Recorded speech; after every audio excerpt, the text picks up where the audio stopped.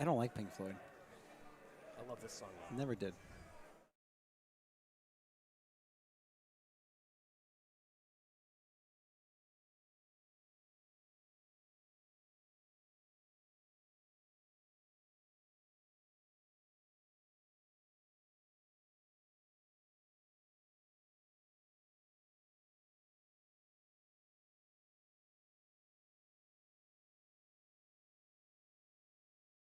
This is New Hampshire Track and Field, powered by Marathon Sports. We are here at the morning session of PEA due to schedule changes. Here with Tim Cox, Jim McKenzie, myself, Ryan Moyer, here on the call. And we're starting off with 4x8s. Yeah, last weekend for the 4x8s before the new big change that obviously is part of that domino effect when New Hampshire was struggling to find tracks to use. And obviously the leaders of the New Hampshire Indoor Track League, along with the officials, along with Larry Martin and everyone, they were creative enough to still have a season, because at some point there was a possibility of that. But then Plymouth stepped in again, and they're going to host the state meet 2 weeks from tomorrow. But there's a certain amount of time we have to get 2 state meets in. So now the 4x8s are next Sunday, along with the high jump for the state championship. So I was thinking, like, as a coach now, that has markedly changed our approach to the state meet. Oh, I guess it would. I mean, especially for some of these teams that are big teams that Keep going. could really, put together a team. Like for the distance runners, I mean, you can triple and quadruple. You can, but at the same time, Jim, what we're discovering is, at a team with a distance-rich school, like a depth of distance, they're actually at an advantage. Big advantage. At an advantage, not with this new way. So if it was normal, like 4x8 on the same day, the teams with depth, they can take advantage of that, of having enough bodies to run the 4x8 and maybe not use those same bodies and still do as well. But now everybody's loading up the 4x8. The 4x8 is going to be, even at UNH, the short track 160, they're wearing spikes, by the way. And it's going to be a lot more quality. A lot more quality, so you lose that advantage of a distance depth team.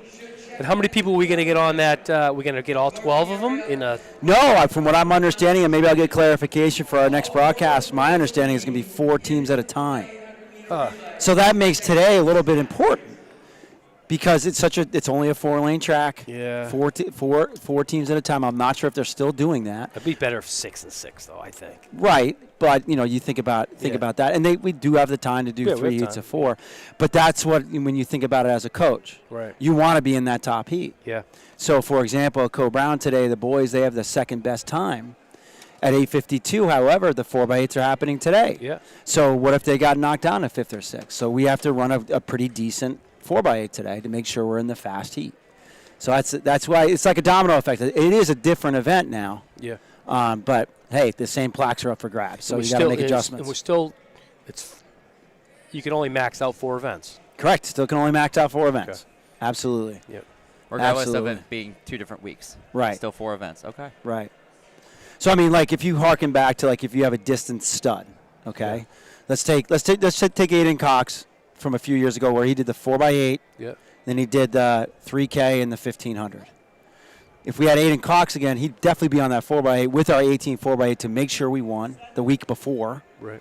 Then he'd probably do a third event the same day. So he could have probably done the 3K, 1K, 15. Exactly. Whereas that would have taken him out.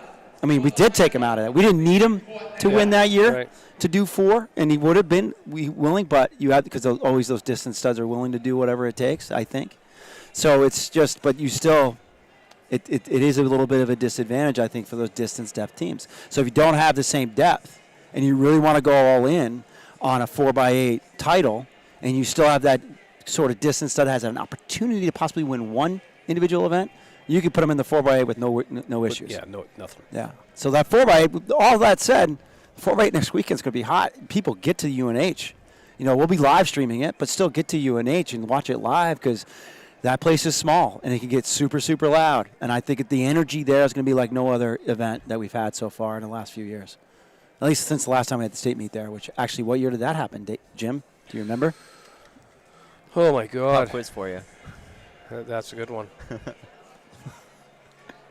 I would say. Wasn't too long ago, actually. And I'm not sure of the year. I just threw it I out remember. there.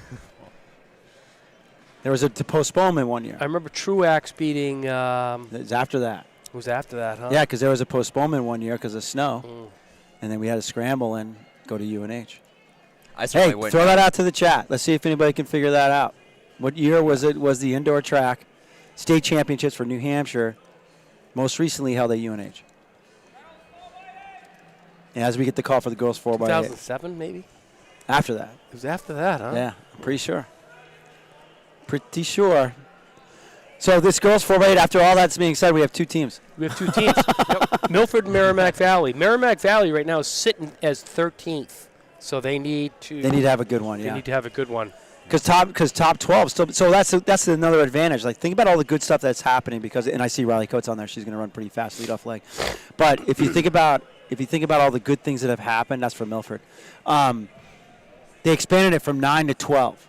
So now there's 12 4x8s that can make it in, just like all the other events. Because safety is an issue. I mean, if you watch the first exchange of any 4x8, Oh, yeah. and you have more than 9 teams on that track, Yeah. it's a cluster, and kids can go down and get hurt. Here we go. Especially with UNH. That's a tough place. Yeah. Here we go. Although I hate to say it, I do like UNH. I just like it's built for bigger guys. You know what I mean? If you can get the lead, you can hold the lead by running wide or getting to each turn. Sprint the straights. Yeah. And just Run a maintain. little wide on the turn, right? Just like you said. maintain the turns. Yeah. It's a unique venue. You got to think about it differently than any other track. Back in the old days, you really had to think about it because the banks were chest high on the outside, and if you held your own. So it's Milford going through at 36-37, 224 pace. Yeah, especially going into those banks with how steep they are. If you can't get around, No, you couldn't. you really, There was some guys that knew how to run that. yeah. I believe that's Coates on the leadoff leg. It says Boyd on athletic, but that's not necessarily the order. She's had a pretty good year if you look at battle notes from Milford. Milford, once again, quietly they're putting together a squad.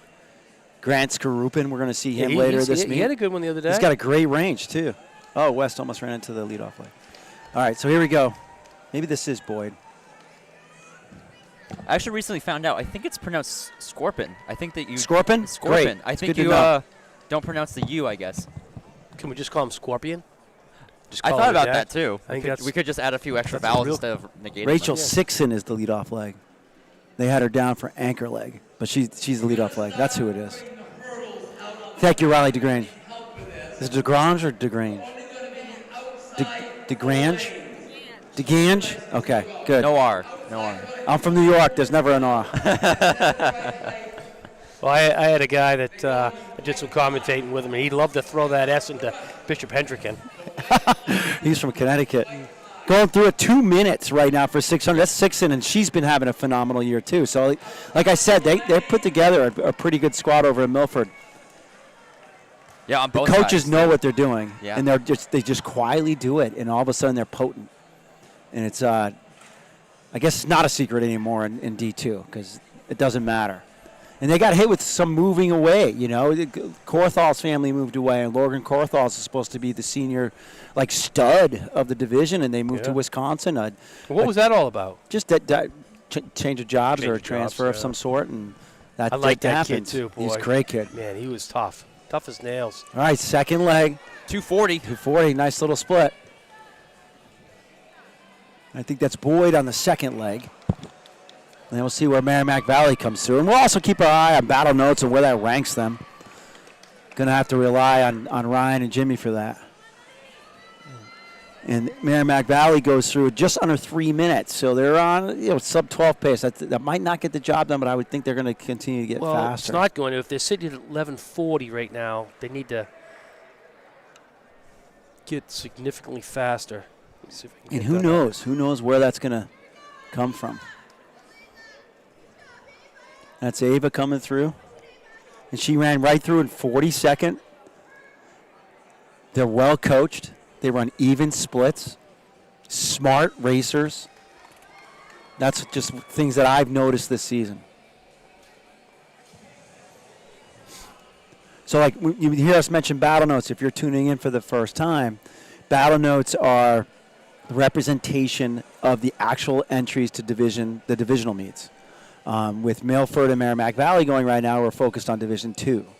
The top 12 teams after scratches make it into the division meets. And that's for all events, actually, except for the 55 and the dashes, where the top 16 make it in after scratches. And Ava just went right on pace, I hear Coach say, so she's doing her job. Merrimack Valley's eating in this lead a little bit here, so I'd expect they might be going faster, you know. So we'll see.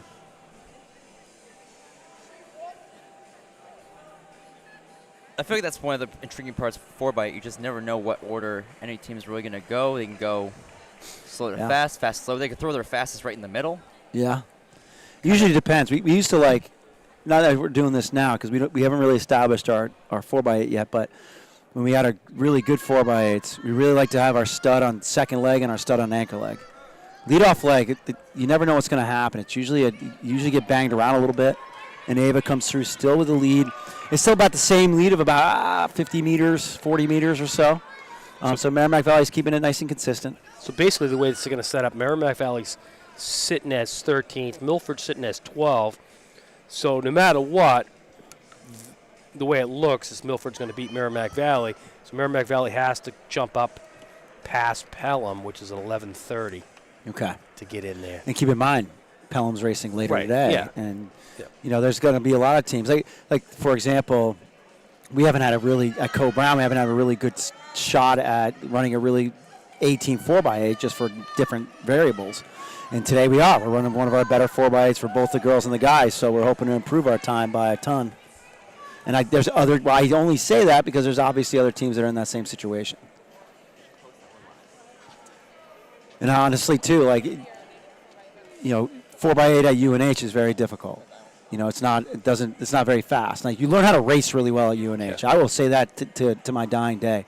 You really learn how to race tactically at UNH. It's so important to have those experiences in high school. Can't always be about running your fastest time. There's plenty of tracks in New England. It's the hotbed of the country. It's the mecca of indoor track of our country is New England and the Northeast. You could find fast tracks to run on. So that's not a big deal at all. So when you're at a UNH, what we preach to our kids is you're running the essence of racing. This is the essence of racing. Don't worry about your time. Throw that out the window, and just race hard. And I think running at UNH is more exciting too. It is. State meet wise, it's crazy because you're just everybody's right on top of you. Merrimack Valley is eating in on that lead a little bit here, but yeah, everybody's right on top of you, and you know, I think with the 4x8s, obviously it's going to be a select group of kids because it's only 4 kids per team, so those spectators that come out. Although I will say I'm hearing a lot of teams that live in the local area anyway are going to make it out and really try to support their guys and gals in that one event. So, and don't forget the high jumps there. The high jump, yeah. And that high jump is good. I am excited about that too because how much focus does the high jump usually get? So now the high jump is going to be literally center stage. You know, as the track's going on around them, they're literally center stage. Nothing else to distract the field event, the lovers of field events. You know, so that's going to be super exciting, and the high jumpers feed off that. So let me change the subject real quick. How much effort had to go into today being changed out? Oh goodness, I can only imagine. I'm not part of that inner circle, but you know, I relaxed because Mike Leifert, Amy Sanborn, they're the 2 leaders of the indoor track league. They took over after Amy's dad, Larry Martin, retired. But then Larry obviously got involved a little bit. But it really took Phillips Exeter and UNH being flexible and allowing them the creativity. As Merrimack Valley is cutting into this lead with 1 lap to go. Let's see if she could even it up. We got to stay on this a little bit. They're within 20 meters now. And I think that's flood for Merrimack Valley. 2-second gap now. And Merrimack Valley has Jeffrey, I think, and I've seen that name quite a few times. And if she's anchoring versus might be Coates, I'm not sure because Sixon, they already used Sixon. This could get really interesting. So Merrimack Valley's anchor has not run in 2 weeks. Oh, okay. All right. So maybe not. So it could be. That's the Well, you never know. Maybe that means she looks No. pretty- That's what I said to the She looks coach. pretty dialed, though. That's what I said to the coach. I said that doesn't necessarily mean bad thing. And this is why I mentioned that order. It's just you never know what any team's going to do. It could, Right. in the end, matter which order you did. Heard Emma. So is that Coachella? So 6-second lead right now. Yep. Yeah. All right. So back to what we were saying. So it took a village, I'm sure, to make these changes. So like it's not as easy as one might think. You think about this. I think there's hockey going next door this morning, and Phillips Exeter had to say yes to this, right? Right. Which they graciously did. It helps out kids, and kids of New Hampshire. All the kids that are here right now are here because Phillips Exeter said yes. And then all the kids that are going to UNH at 7:30 tonight, they're there because UNH said yes. And UNH has a home meet today. So they're hosting Bryant. We did a post on that this week. Obviously, UNH gets a lot of in-state kids, but for some reason now kids from New Hampshire are gravitating to Bryant University, the sprinters and jumpers of state champions for the last couple of years. That's what was sent in. And it's a great, if you want to check out New Hampshire alum, head over there around 11 o'clock today. But, yeah, so it took a lot, and just hats off. It's always a way to say, whenever you get a chance, saying thank you to Mike Leifert, thank you to Amy Sanborn, thank you to the officials, too, because just like we scrambled to have a staff this morning to cover this, the officials had to make sure that everybody could come here and cover this, too. So it takes a village, and we're so fortunate to be part of a New Hampshire community, track and field community that sees have their priorities straight. It's about the kids first and making sure they have opportunities. So, and this would have been an awful weekend to cancel because you have the last shot to qualify for state, to get in those positions, be top 12 after scratches, that kind of thing. So this would have been awful to cancel. So the motivation was double. And motivation is usually wicked high to make sure we don't lose meets. But it's definitely been doubled now. That's Riley Coates, so she's going to hold on to this. And the question is what their time's going to be. And what did you say they had to improve upon, Jim? So Merrimack Valley to get in would have to get under 11:30. Milford's going to run around 11:20, maybe a little bit faster. What does that improve their status? Yeah, because they come in 11:31, ranked as 12th. Okay. So it looks like they right now they'll be in good position to qualify for the state meet. Oh, she's going to go faster than 11:40, bud. Yeah, but she needs to get faster than 11:30. 11:30, yeah. Yeah, to get in because Merrimack Valley, of course, is going to beat them. And I would not expect 'em. any scratches out of that 4x8. No. Why would you, right? Right. You don't have to. And here we go. 11:15, 11:16. So where would that rank? That will put them back up. That'll be right around, actually, 10th, looks like. Yep. 10th. Okay. Yep. Cool. Good for them. So Yeah. this is I like the order they put together there too. They bookended it. Yep. They had two best runners first, and that's kind of traditional kind of way to do it. so that just 11:36, 37. improved, but it didn't Yeah. get him in there. Yep.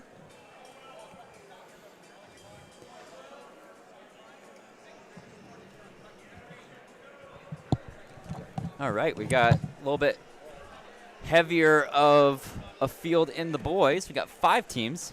Looks like we got South, Newmarket, Central, Pembroke, and Merrimack Valley. So here we go. Those were the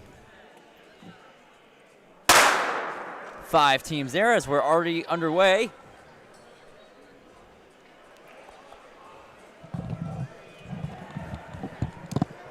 So I did just get confirmed. It's going to be heats of 4 next week. So that's why it is so important. Yeah, you want to be in that. You want to be. You want to be Fast positioned And well. obviously, it's the second heat's not going to be the end of the world because you're going to still have a great shot at podium. But you could also have a great shot at winning out of the second, which is not. These guys are getting after it.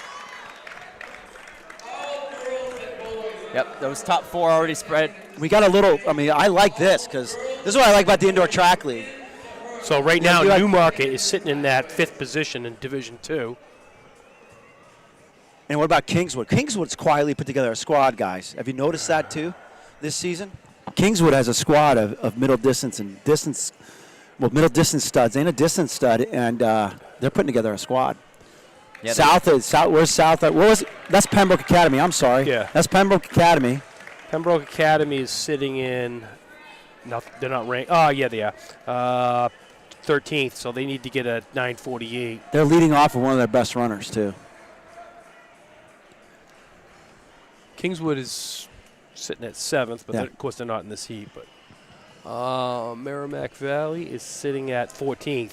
Yeah, they're all so trying. Pembroke and, they're right there. Pembroke and Merrimack Valley have to climb the ladder a little bit. All right, South is going out at like a 2:06 pace. Yep. 2:05 with tenths and such. So then next 3 just follow through. Who do we think is on this leadoff leg for Pembroke? Because he's laying it down too. And who's on this leadoff leg for South? So South sitting in 6th right now for. They're pretty safe. Let's check out theathletic.net. Let's see who these guys are. See if they're in order. Not doing a lot of. Doesn't list them. Oh, it doesn't list it. Okay. Nope. No. All right. So here we go. The handoff is at right at 2:04, 2:05. Nice leadoff leg. But South's got quite a few guys that can. They do. They're very deep. Yeah. Very deep. And then Pembroke and Newmarket and Central all hand off around 2:13. And that's great for them. I mean, this is going to be pretty much of a barn burner here, I think. They're going to try to – South isn't going to come back. That's what I'm predicting right now. South is not going to come back. So the real race is going to be for 2nd, 3rd, and 4th, and hopefully these guys push themselves to move up the rankings. Yep. Already have lapped Merrimack Valley.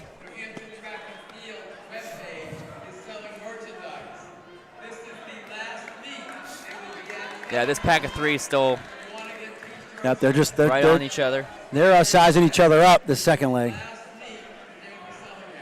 And you know what? I'm going to give kudos to Central also, Jim and Ryan. You notice that they're putting together a squad again. They have a small group of guys. Yep. And I think they're going to be focused a lot, on some relays at the state meet as well. Remember last year? Yeah. Yeah. They're doing a nice job there. And Jim, you grew up at a time where Central was really good. They won it my junior year. Yeah. They had a kid named Ron Content who jumped 24 feet 3 inches, I think. Still the state record. Oh, wow. Wow. He still, to me, was the greatest athlete that I remember. Yeah. Because he had the state record, I believe, in the 100. And he was great in the 200. And, yeah. But his long jump record. South is in the lead. Merrimack Valley's a lap down for those that might just be tuning in. I mean, his long jump record's the best ever indoor-outdoor. So Central now making a little bit of a break here on Newmarket and Pembroke. Where'd you say Central was ranked with the 4x8 for D1? We should keep an eye on them because I think they're probably trying to put something together today. Newmarket trying to come back on Central now. Central's not listed. Oh, right there. No, they are 14th. 14th. So they're trying to get. How fast they have to run to crack that top 12? So right now they're sitting at 9:29, and they need to be 9:07. But realistically, that's Bedford you're trying to knock out. Bedford will put up a good time. Well, they're on pace for like 8:20 after two, or no, an 8:40 after 2 legs. So we'll see. 8:40 will put them right in a good hunt. You know what I mean? They'd be in that second heat. Yeah. On the state meet. And South is coming through. This is their first lap of their 3rd leg. Merrimack Valley handing off, like we said, a lap down. Ken, there's nothing wrong with being in that second heat. I don't think so. But it does make today, kind of important. And Newmarket has bridged the gap with Central. Central looks like he's jogging. That's not a disrespect thing. He looks that good. He's not even breathing out of his mouth. That's usually a sign a distance runner is just chilling and holding back, especially middle distance. Let's see how he responds because they're putting pressure on him on the backstretch. This kid right here from South looks pretty good. You get to see their ankle leg. I think that's Motherway. Motherway's good. Yeah, I like that kid. So let's see. Let's keep track of his split, huh? We'll see when he comes through the finish line, when he gets the stick, and we'll see. Okay, Central's holding him off, and they're putting pressure on him. Newmarket and Pembroke, especially Newmarket. Newmarket, once again, one of the smallest schools in the state. They continue to, the coaching staff there, hats off. They continue to put together good squads. D3 often gets overlooked, but and they're always tough in the relays. They are. That's smart. I mean, that's how you score they points. Take pride in it. You score 1st, 2nd, or 3rd in the relays. You're already at close to 30 points. So you get indoor track. That's a lot. Newmarket takes over the lead for 2nd. Central still doesn't want to give it up. He's going to have to go to the outside shoulder now. let's check out. We'll try to track Motherway's split here. Wonder what else he might be doing today. Gets out, comes across in 626. 626. Oh, if he runs too flat, that's 826. That's easy math.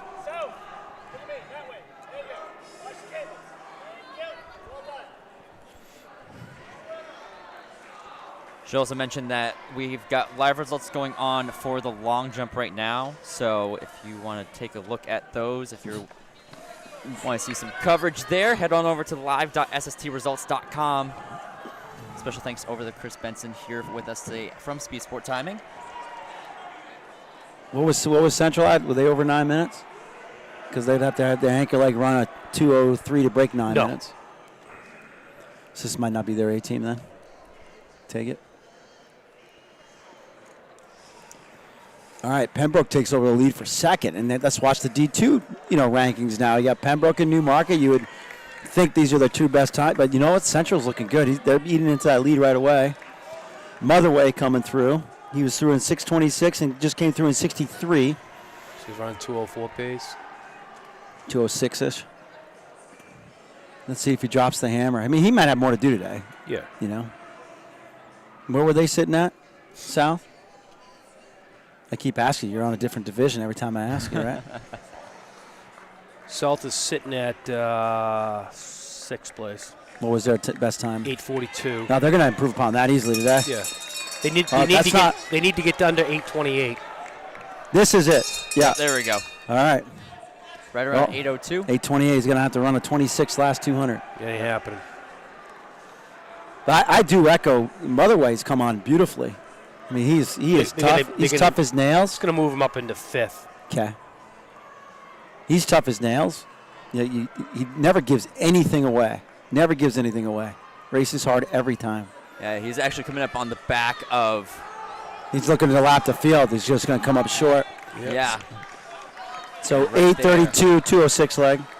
Yeah, so that's going to put them in fifth. Okay. So they're going to be wanting to win that second heat. There's going to be Portsmouth. It's going to be Portsmouth and Nash itself, so that's going to be good. It's going to be good. So I think Portsmouth is racing it this afternoon. Because you'll have Hart and everybody else. So right now, how it sits.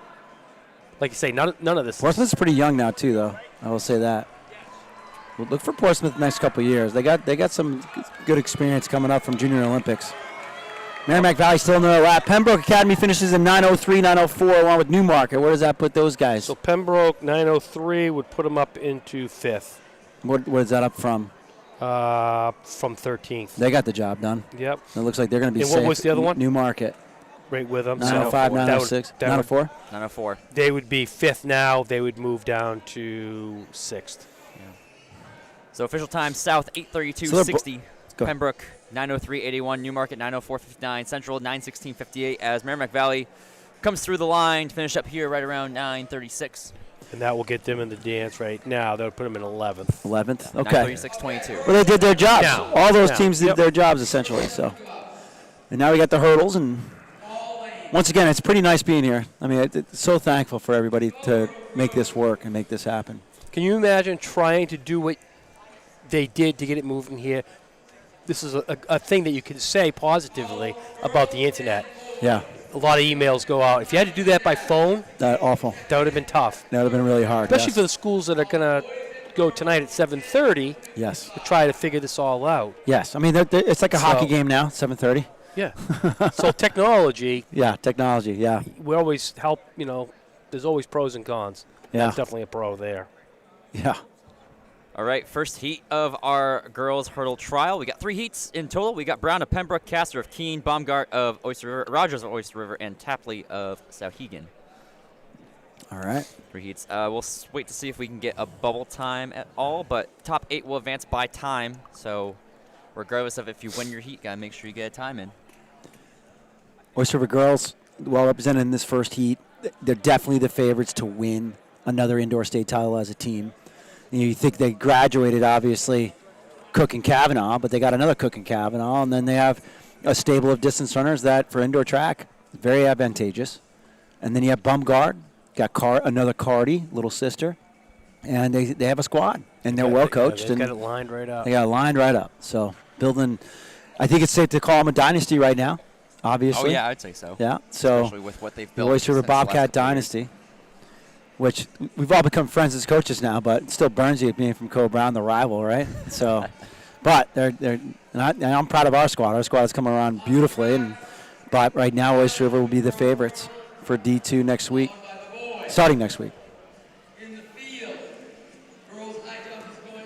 They've been really smart with Baumgart this season. They haven't kind of over-raced her, over-compete her, so to speak, because she's a long jumper, and they have so many opportunities for a lot of things. So, because she's such a well-rounded athlete, track and field athlete, I've really kind of respected how they brought her along this season, and I would expect some big things from her in the hurdles today.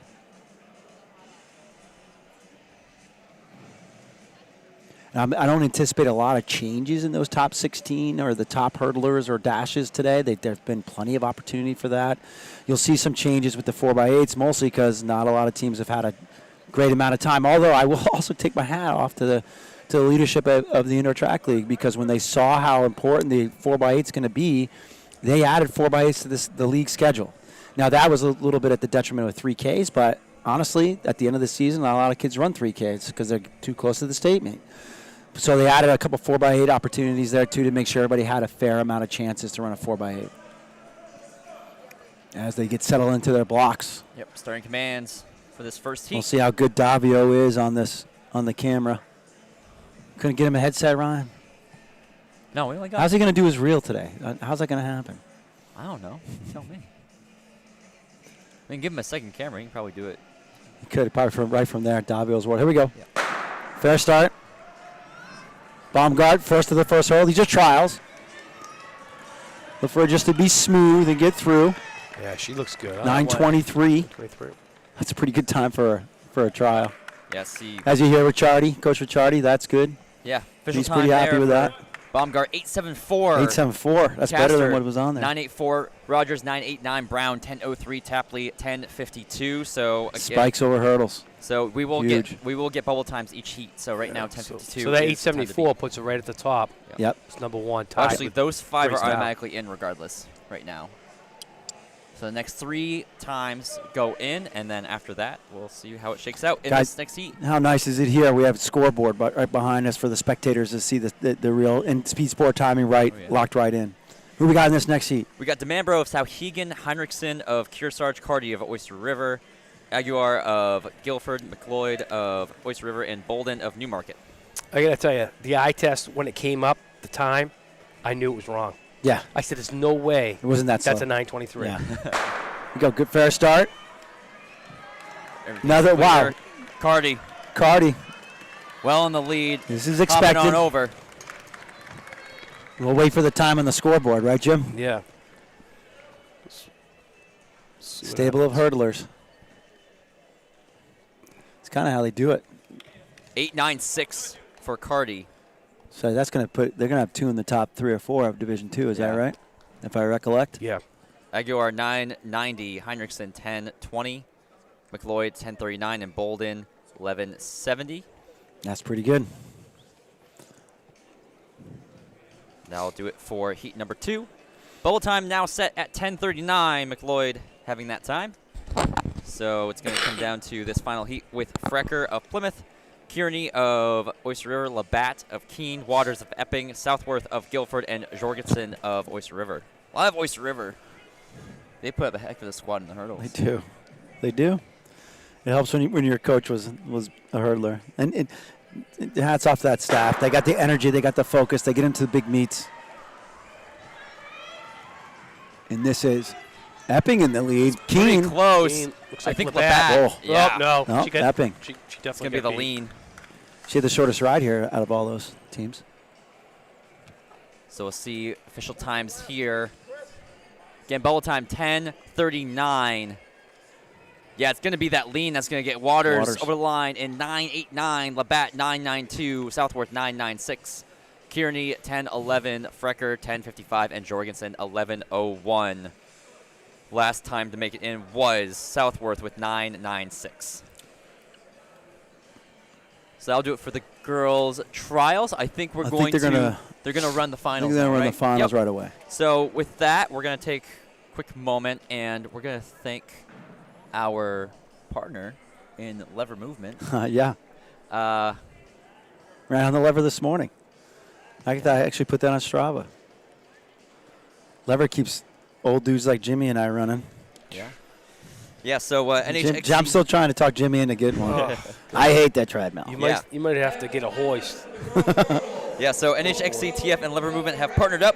Using our code NHXCTF, you can get 15% off your purchase of select items. In return, Lever Movement will contribute 15% to our website to support us to highlight our New Hampshire Scholastic athletes in our favorite sport.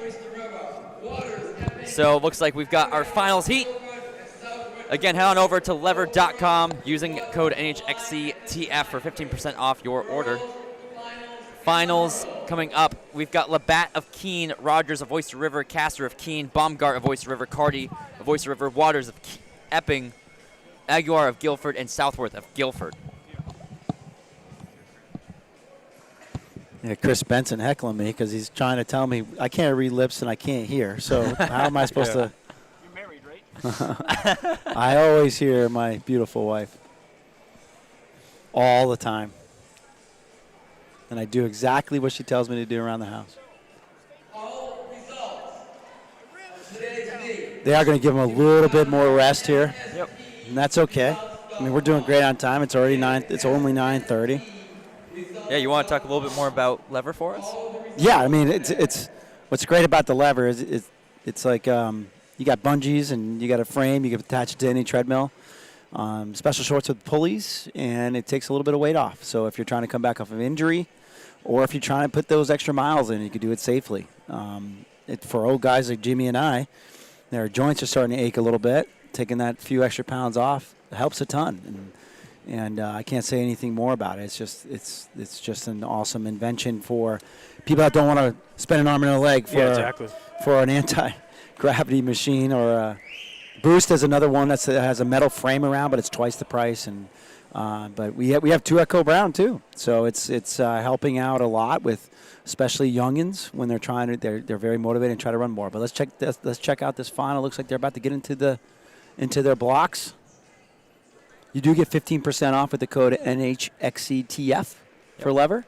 That link as well as the code is in the chat, so take a look down there. Yep, and you get 15% off. And also when you do use that code, 15% goes to the website to pay for everything you see today, as well as photos and things like that. So I will say we don't have photos for today, for this morning, but we'll have photos this afternoon. Again, we threw this staff together to cover this best we can, but they're in their blocks. I'm picking Baumgart. Yeah, I wouldn't blame you for that. Yeah, I think it's going to be a 1-2 Oyster River finish. Yeah, Carty. Baumgart and Carty. Yeah, they no look doubt. the smoothest to Be me. interested to see what Waters can do. You know, where she's going to sit. Kind of sitting there. Already, Baumgart Yeah, over the Baumgart and Carty. Yep, there we go. 1-2. Not a lot of rest, so I'll be interested to see where this ends up. 860. Okay, a lot better. Wow. Yep, 898 and 860. Yeah. She just, man, that was a good stamp. That's a stamp good on today. punch. That was for Oyster awesome. River, yeah. Castor 966, Southworth 970, Labatt. That was awesome. Oh, Aguilar 973, Waters 985, Labatt 995, 860. and then getting Rogers right there, 996. All the girls all under 10. Two of them well under 9. Well, they have spikes. They had a fast track, and they had great competition, and that's what we love to see in track and field in New Hampshire. As they raise the hurdles up for the boys, we got our pit crew out there.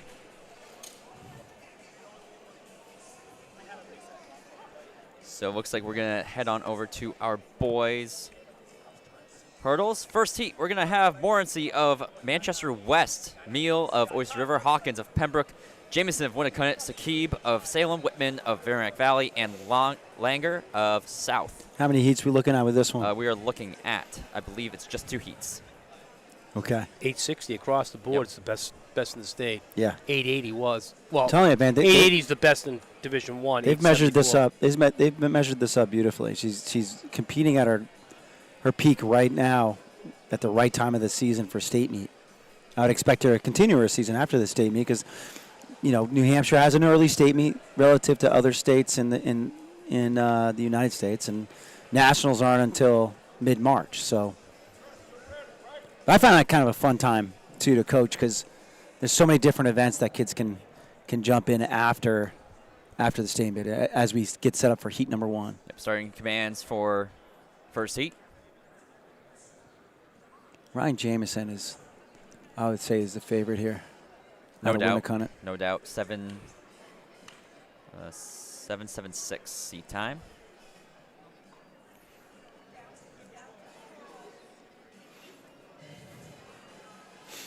His heat's off. Good start by Jamieson. And he's well ahead already over the hurdle. Well, did hit one hurdle, for anybody but else. he's chill. Looking up Yep. at that scoreboard immediately. Got a good 2 strides on everybody else. 796. 96. Yep. Jamieson takes that 796. He's into the final. Great time to start there. So when I consider you get elite in this event, is in my head it's only 7.6. Yeah. 7.6? 7.6. That's Yeah. what I consider. Like you've hit the elite level on Yeah. most years. Yeah. If you can hit 7.6, whatever. I would think that Jamieson was holding back a little bit because it's prelims, but Yeah. he did look at the clock pretty quick. He did hit one hurdle, so you clean that up and be surprised how much that helps when you run it clean. We have Sauhegan representing this next one. Who we got in this next one, Coach? Yep, we got Kasamas of Oyster River, Jeski of Merrimack Valley, Pasinski of Sauhegan, Crowell of Keene, Boyce of South, Wandle of Somersworth, and Picanco of South. I would say, just like we kind of said that Oyster River girls are the favorite in Division II, this is our first Sauhegan athlete, and Sauhegan's on paper right now in a dogfight to win Division II boys. So expect them to be in the hunt next week. I'm not surprised they didn't run a 4x8 today. Yeah, Mildly surprised. They've got a few athletes kind of spread around in the They do. bunch of different events. That makes them kind of competitive. They're very really. competitive. They got studs.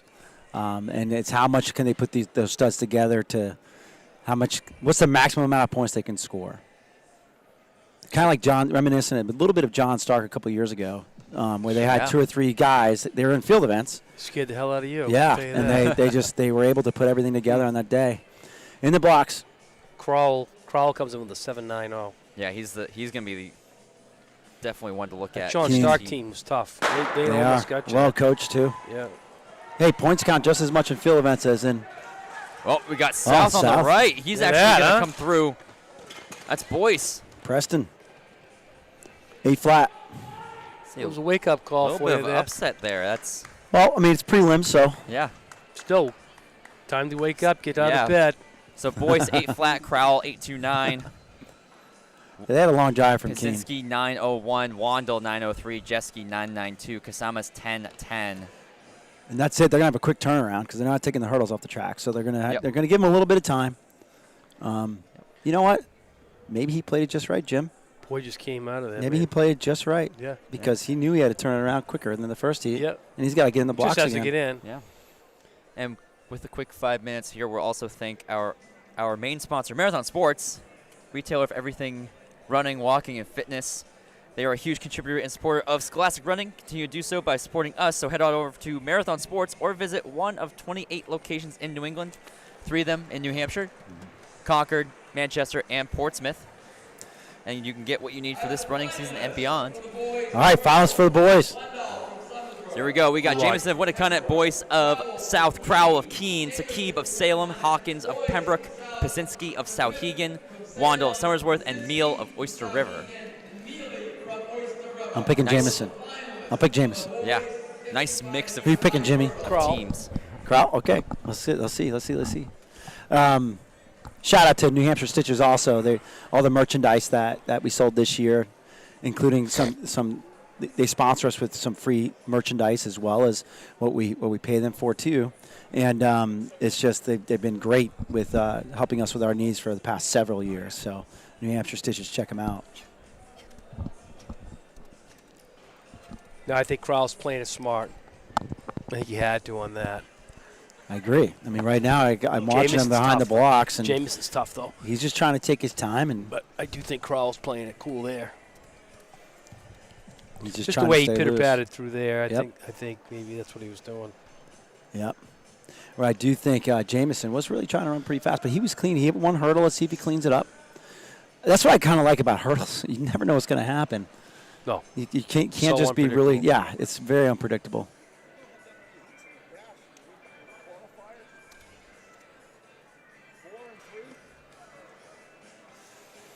Just heard Ozzy Osbourne.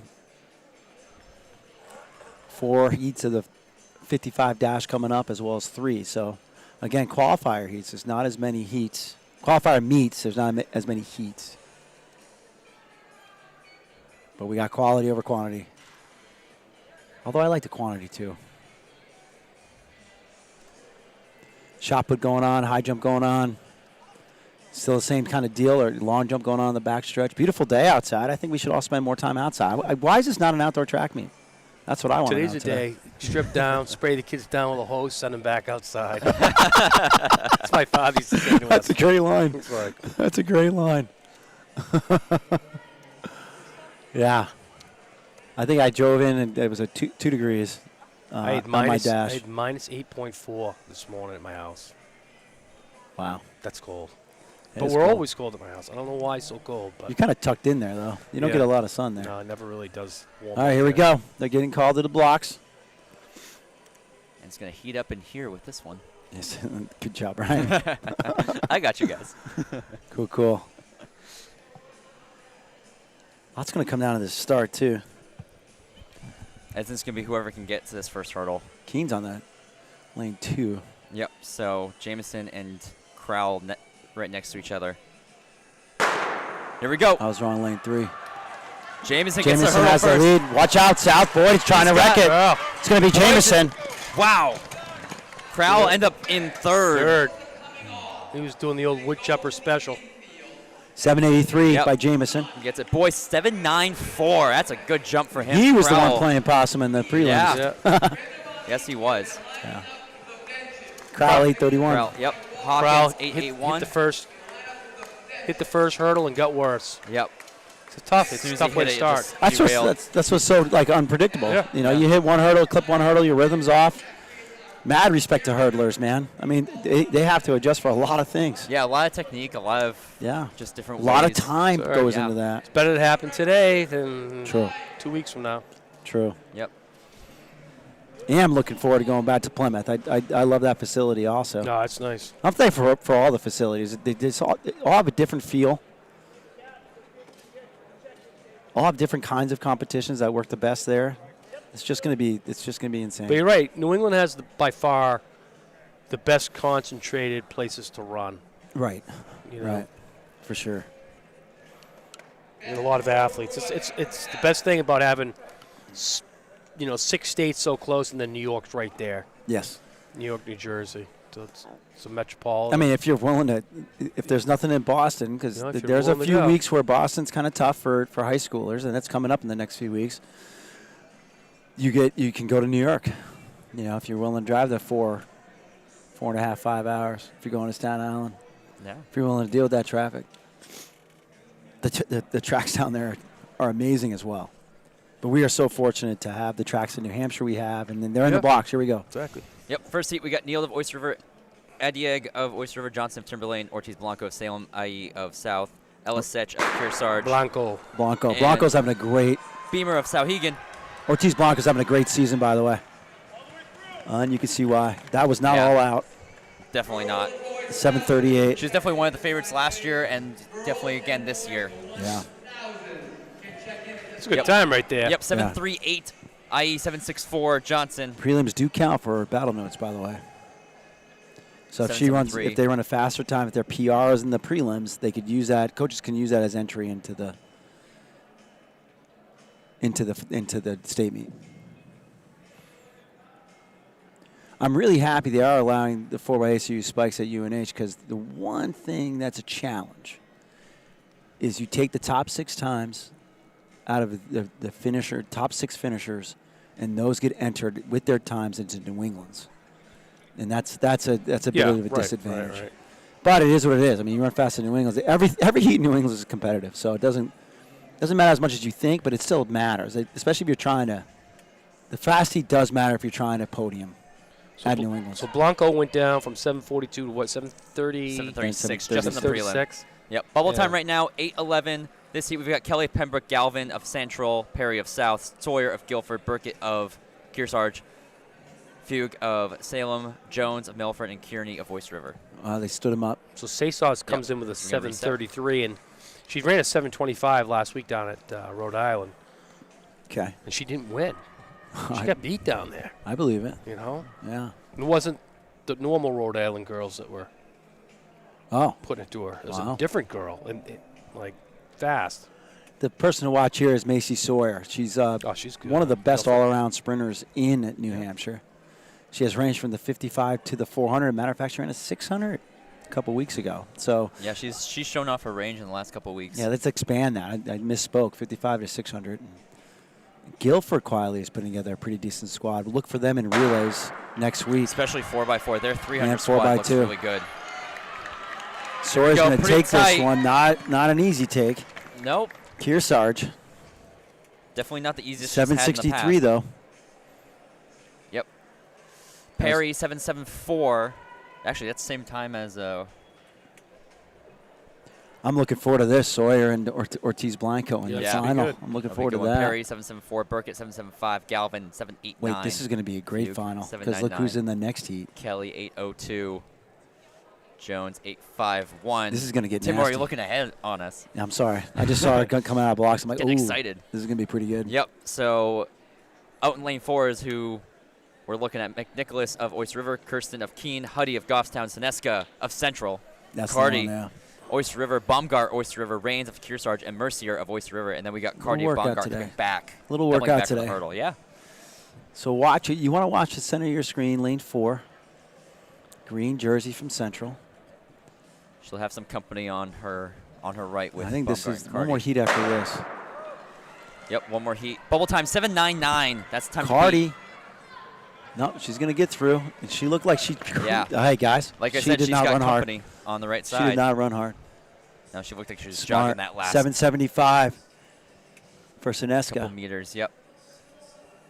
So Seneska's best on the year is 762. Yeah. So we'll see some times drop Guys, way she's down. not breathing as she's walking by us. Cardi 783, Huddy 791, Baumgart 796, Kirsten 804, Rains 808, McNicholas 818, Mercier 844. Moving on to our final heat of the girls dash trial. 783 is your time to beat to make it into the final.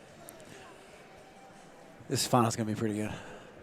Yeah, the fact that it's Is already that Faria? Is that Faria? 783. You already introduced him? Sure is. That's It Faria, is, yeah. Okay, so Waters another also doubling stud. back from the hurdles from Epping, Goodwin of Winnicott, Sanchez of Keene, Faria of Kearsarge, Borelli of Salem, Fisher of Sauhegan, Oh, man. Bastos de Andrade of South, and Clapp of Oyster River. Jimmy, we're not done yet. There's going to be like 3 to 4 to have a shot at this next one, at the final. Yeah, it's going to be a good one. They'll run through all the prelims first, and they'll run the 2 finals together, Yep. by the way. What are you going to say? Yeah, I think these times are going to drop pretty good. Like to see it drop way down. I mean, it looked like they were all measuring themselves, especially Seneska this last heat. Well coached. Here we go. Clean Faria start. gets a great start. Pellamel, oh my God, Salem, I'm sorry. Yep. That's Faria got her, but Yeah, it's going to be – that was a closer one. That was 762. She didn't leave much there. no. Borelli's pretty good from Salem, too. Seen that name. yeah, definitely really close going back to that replay just by the lean. Faria 762, Borelli 765, Bastos de Andrade 802, Sanchez 810, excuse me, Goodwin 812, Waters 819, Fisher 830, Clapp 840. We're going to move right along to the boys' trials as they set up for that girls' final. First heat for the boys, we've got Grugnell of Winnicott, Lurvy of Pembroke, Zanini of Salem, Chapman of Stevens, and Benson of Oyster River. Only 3 heats for the boys, right? Yep, only Okay. 3 heats, So I'm just getting excited for that final. top 8 times. Boys' finals going to be looking pretty good, too. Going back to Sauhegan, you got Stone and Katzel in here. Hey, so the other day, the 35, does that count as a state record in the 300? Where was that? Kid from Dominic Worsley's record was 35.02. Kid ran I'm 35 not sure. flat. I'm forgetting the We exact also saw details. There is Stevens run 34-20 something, couple weeks back. if it's in a Russ league Stevens ran meet in it. FAT, I believe it does this year for the first time. What were you saying? Russ Stevens ran 34-24. Yeah, that's what. Where was we that did. at? Was that, That was a league at meet? the track. That was a while ago. He's tagged us on Instagram Gotcha. on it a couple That's weeks who back. it was. That's who it was. Yeah. I think it has to be at a league meet, but I'll double check that before the day's out. But the new rule is it doesn't just have to happen at the state meets or New England's anymore. Right. Yeah. So, but I think there's so many scenarios they were considering. I forget where they settled on. I know for a fact at league meets it counts. Yep. And obviously state in New England's. If it was against anybody, any collegiates or unattached, it does not count at all. No. So let me double check on that. But I think it's still just league meets because not everybody gets a fair amount of chances to go to a Boston and run those tracks. I think that's where it's at. But I'll confirm that. They're in their blocks. I think it was. I think it was the Northeast or something like that. Yeah. It was pretty impressive. Here we go. Good start. Salem. That was a great start. Yeah, And he Zanini. cruised his last few steps. He was a favorite for that heat. Yep, 678. Yeah, he just cruised across the line there, Yep. obviously conserving. Yeah, Zanini coming What through at What did Nate LeVay say? 678. Chapman 699, Lurvy 706, Scrugnail 713, Benson 720. Go ahead. I'm not. What we I'm, got I'm from- more surprised. I don't know if I'm more I'm surprised. not that- surprised he's watching. That he's watching. I'm just surprised he's out of bed. Now Nate was saying that you can't do it in Boston. Okay, so I was right. Yeah. Good. Yeah. Only league meets. Yep. Okay. Good. Thanks, Nate LeVay. But he is out of bed, thankfully. Nate LeVay's the king. He really is. There's a dual meaning for the term king now, Jimmy. I'm not sure if we should use that Oh. anymore. Hey, Like 6'7". kids tell me about. Yeah, it's dual meaning for that too. I don't know what that means. Still, no one knows. No adult knows what 6'7" means. I don't think the kids do either, to be honest. Mm. I don't think anybody knows what it really means. Riley, do you know what I wish I 6'7" did know. actually means? Riley, our social media. Wish I did. Yeah, know. okay, so if it's from a song, it definitely has a meaning. And the problem is it's probably inappropriate. You mean like, is it that song 8675309? Well, 309, how do you do that? You can't, like, what? I don't know. All right, hey, Well, who do we we've got in this heat again? Well, we've got 6 in this heat. We've got Oh, Gardner of Genados. West, Let's go. Flord of Goffstown, Genados of Winnicott, Stay Nunes back of hold Salem, in the Reeves 400. of South, and Stone of Sauhegan. Working on his raw speed One here. of the top He- 2 sprinters he for put a- Sauhegan. Put a Going 6'6" against out the Genados. other day, I think. 6'7", what? 6'6". 6'7"? Here we go. Good start. Genados already. Yeah, he's good. Great start for him. Coming through the Not line. a textbook form, huh? Powerful. He's got some wheels, My man. gosh. Here we go. 672. Ryan Nunes, gets mad when I steal his 691. thunder a little bit. Hey, you haven't been here for a while. You can steal my thunder.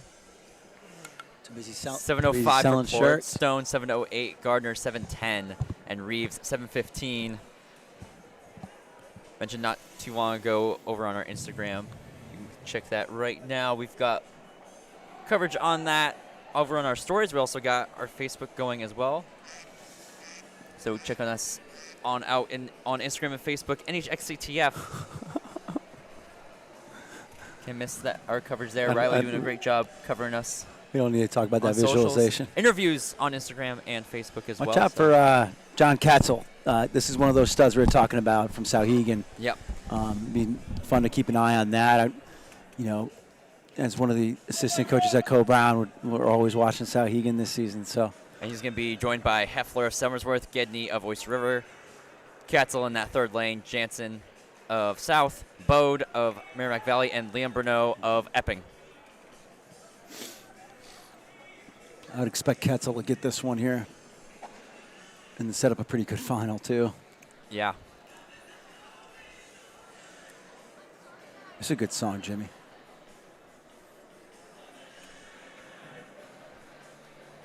Here we go, First final start. Ketzel stumbled a little bit on his second step. heat. Looks like he's doing pretty Recovers, good catching but back up. It's going to be Whoa, South End that's a big Valley. one, huh? Yeah, that start really It's going to be Jansen over Heffler. got him a little I'm bit sorry, there. that was no. Yeah, Jansen 6'8", They got to Katzel correct that. I thought Bodie was second. Guess I was 6'9", wrong. Bodie 6'9", Gedney 7'01", Heffler 7'24", and Liam Bruneau 7'3", I don't think it matters. They're all going to be in the That bubble time final. was 7:01 was time to beat, Okay. Wow. and that was I believe that was Gedney who snuck in Let's on that last heat. see. We'll get the final confirmation from Chris. on who the finalists are. Yep. And they're in for the 1,000s. Wow. Well, the girls first here.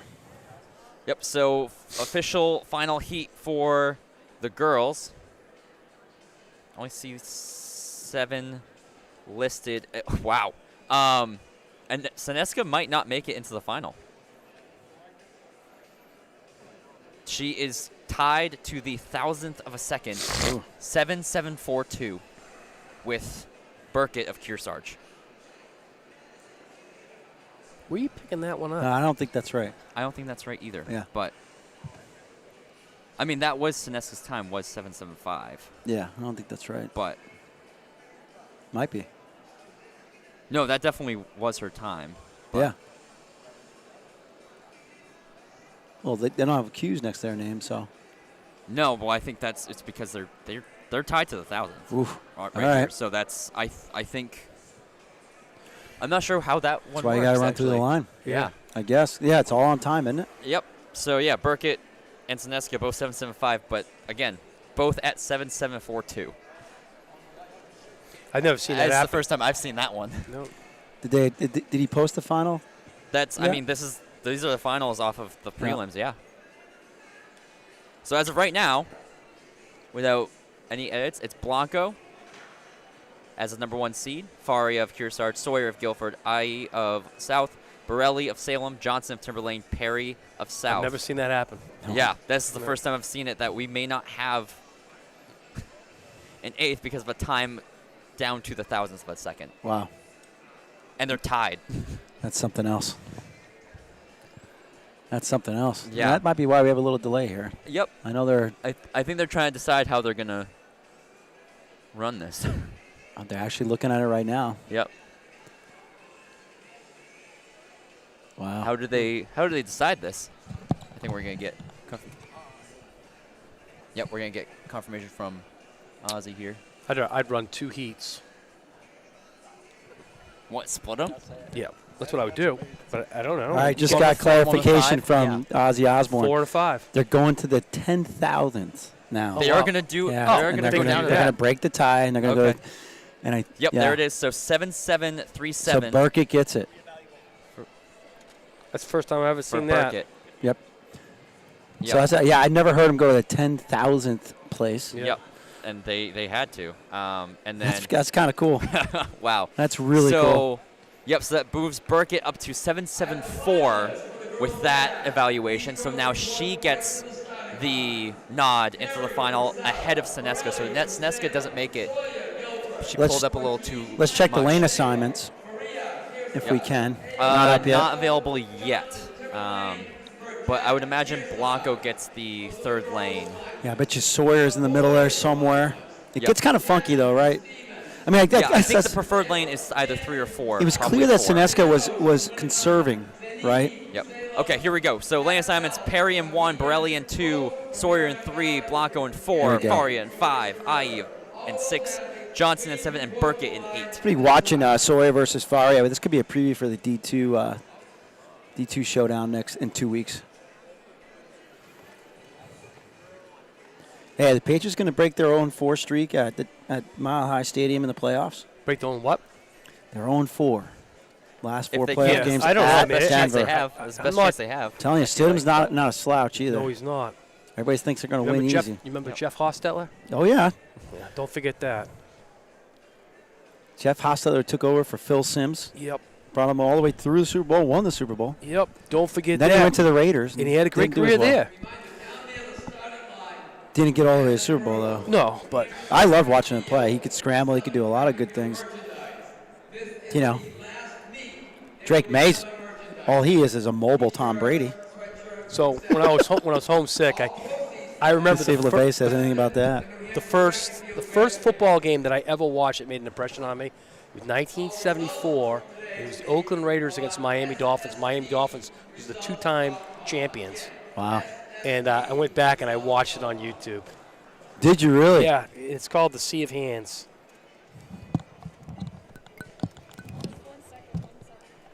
All right, who we picking? I Blanco? think Blanco. Blanco has been phenomenal over the last 2 years, and she's really cruised this year. I really think she had she really had a true shot to get that state title last year. I mean, I think she was in the lead for at least a week or two last year in the 55 in the battle notes. I think it was a solid 2 weeks that she was in the lead. Yeah, she's tough. Still giving them a little bit of time here. Give a couple runouts from the blocks. Yep. Looks like they're getting closer now. And this meet will not slow down after these finals. So the thousands are going to be put on the track right after this. And as of right now, we've got 33 viewers with us. If you'd like to join us in chat, we'd love to interact with y'all. I mean, why is LeVay texting us when he could just be in the chat? Yeah. If he's watching right now, you can chat with us right now. LeVay, when are you going to have give us some input. the D1 preview done? Are we just going to do a separate one for a high jump and 4x8s and then do the big one next week or the week after? What are we doing, LeVay? Getting called out. I think. Also do what Mike Smith does and commentates with us on the chat. Mike Smith's going to be here later. Yeah. He might make it for the end of this meet, actually.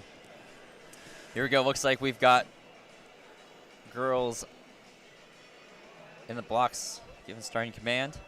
Watch for Ortiz Blanco's start. She should get out of the box better than Sawyer. And although just Faria hope has a great Sawyer's start, top too. speed is, I would say, pretty good. Here we Blanco go. did have the better start, and Faria did too. Let's see how Sawyer comes back. It's going to be Blanco. Yep. Blanco. Nice race. Well ahead. Nice race. That's that was a lot kind of further textbook. than I thought it would be. She had a great start, had great top speed. That's going to get her 7:37 for Ortiz Blanco. Faria, next best time at 7:59. 7:59 for Faria. That's and then not it's going to too be shabby. a close call between everybody else, giving our timer a Where does little, that go on battle notes? Does that move it at little all? bit of an eyesore. Move the needle. Just moves her up. Okay. Sawyer 7.64, Borelli 7.64, IE 7.69. Was that a PR for Ortiz Blanco this year? Let's see. IE 7, Perry 7.73, Johnson 7.76, Burkett 7.79. That is a phenomenal fast heat in that final. So she went from 7:42 7:36. And we're going to have... It's still Seesaw on top. But Yeah. that's going to be a good battle. That's going to be a great race. Yeah. And I would gather to think that Ortiz Blanco would have the better start just with their body types. You know, Seesaw's long and lanky. You know, it's hard to get out, kind of like a... Yeah. And then her start looked good. Carl on the Lewis's last week. start back in the day was always tough. And then Ortiz Blanco can get out like a Leroy Burrell used to get out. Dating myself here, Jim. Leroy. He was a good runner, man. I don't think LeVay even knows about those guys. Dennis Is Mitchell. he old enough? Dennis That Mitchell. whole- He got popped so many times.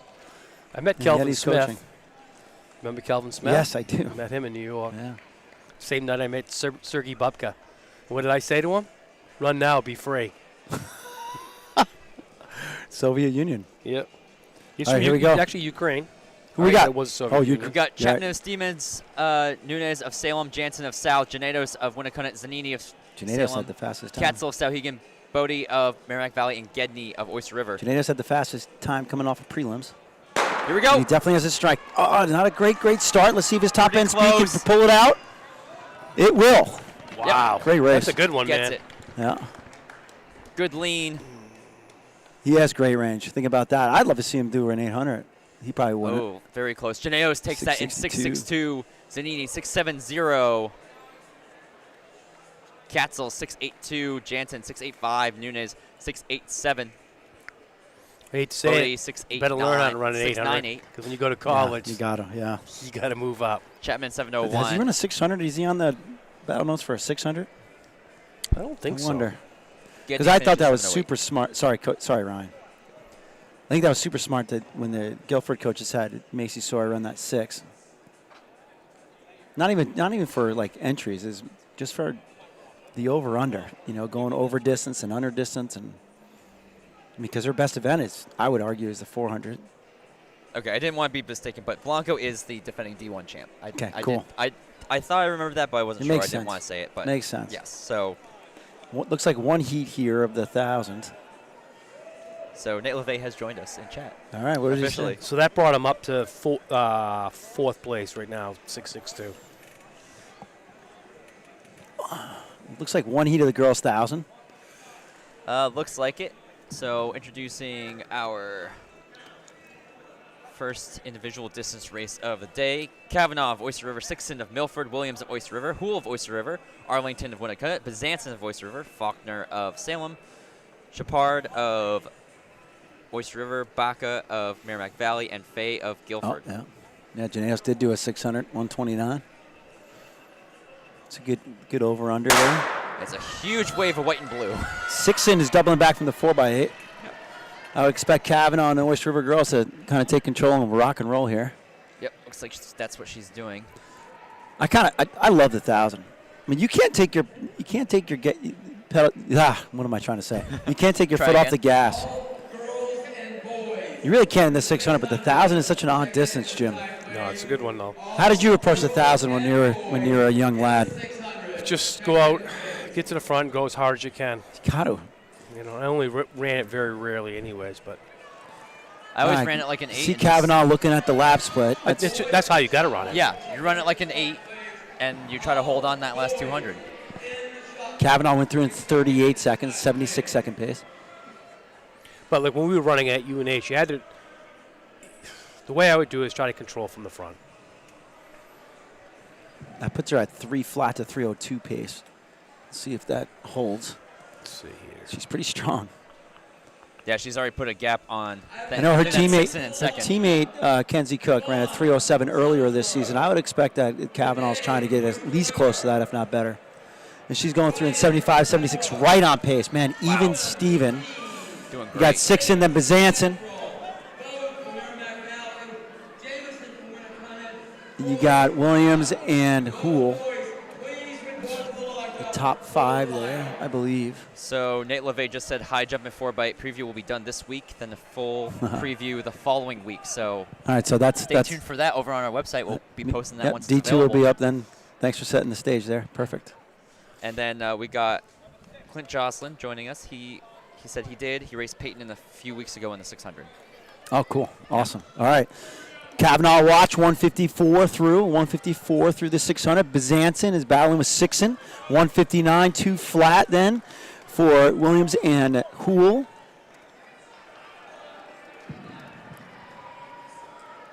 Pretty decent pace there. Expect to see a lot of Bobcats towards the top of that 1,000-meter battle notes after today, although there's going to be another good 1,000 this afternoon. And just when kids get to race on fast tracks, they usually run fast. Yeah, those previews are available on nh.staterunning.net. Jimmy might be asleep right now. Is running good. Yeah, heck of a come through. 232 right now. 233 is perfect. Tell you what. Great. Let's watch her last lap. Look at Bezanson getting a gap on 3rd, 4th. Sixton is tough. You know, Sixton, did you just notice her? She just made another move. She hasn't done her gear even after Sixton's going to go right around Bezanson. Holy cow. Big kick. Yep. And I'm not sure if she's wearing spikes, by the way. Just thought I'd point that out, too. Bezanson's responding. But here comes around the corner. 303, 304, 305. She's going to just get under 310. Right? Yep, right under 310. Right under it. Yep. Yep, 309.97. This is Sixton coming through. Yep, 317. So able to double back from that 4x8. 317.65. Bezanson 318.32. Hoole 321.27. Arlington 323.38. Nice race. Williams 323.59. Chopard 326.69. Faulkner 330.31.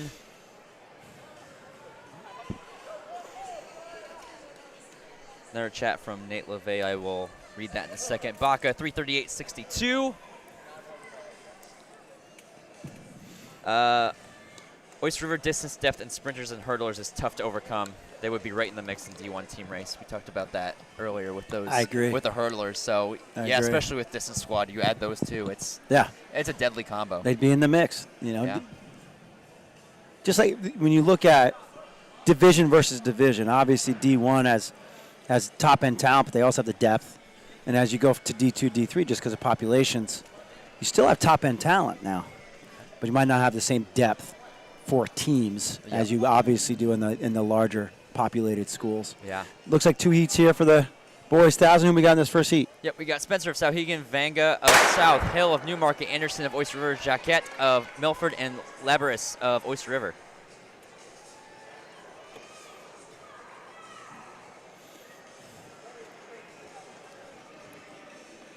That's how Higgins, Spencer taking the lead. He's a good young runner. It comes in the 251. Yeah. Motherway's doubling back for the from the 4x8 in the second heat. Here we go, Spencer leading it off. Couple of double backs going on too. Yep. Yep.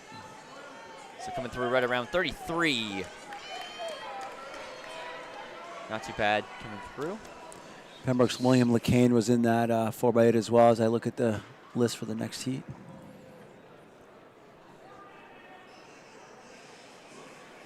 So Spencer in the lead.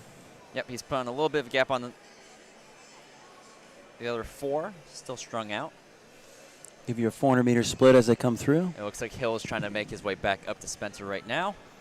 That could be they're pretty spread out now. Yeah, they're going to come through right around 67. So we're looking at 214 plus a 33. What do you get? 237-ish? 37, yeah. So expect I don't know if we'll sub see two, that. probably low 240s. If he gets a little bit of help, you never know.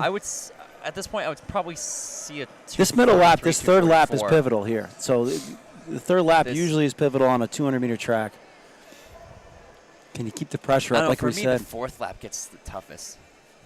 That 4th lap is Fourth lap, tough. you're almost home. Yeah. Third lap, 141, 142. And look for Oyster River. Is that Riker Anderson, I believe? 146. Yep, so 4-second gap between first and second, between Spencer and Hill. Riker Anderson's going to go take over second here on this lap, I believe. Yeah, he's pretty tough. Yep. And Spencer is cruising right now. You wish he had a little bit of help here. That's what you wish. But he has a 5-second gap on this group. Does. Yeah, he's looking good to take this one. So he's going to be coming around. Slowed a little bit here. Yep. Yeah. 217. So like I said, 4th lap. That's always a tough one. Everybody slows up on that 4th lap. Even though you're almost Anderson home, has a little bit of a push here. Just tend to slow up on that last lap. I don't think he's going to have enough space to catch Spencer. But Anderson's driving down that backstretch. I like this Anderson kid. I would just like to. He's just off of their top guys. You know what I mean? He just needs that next level. Oh yeah. But he could be a factor next year in cross country. 250 right now coming across. Yeah, I wish he had a little bit of company. I think he could have ran mid-240s.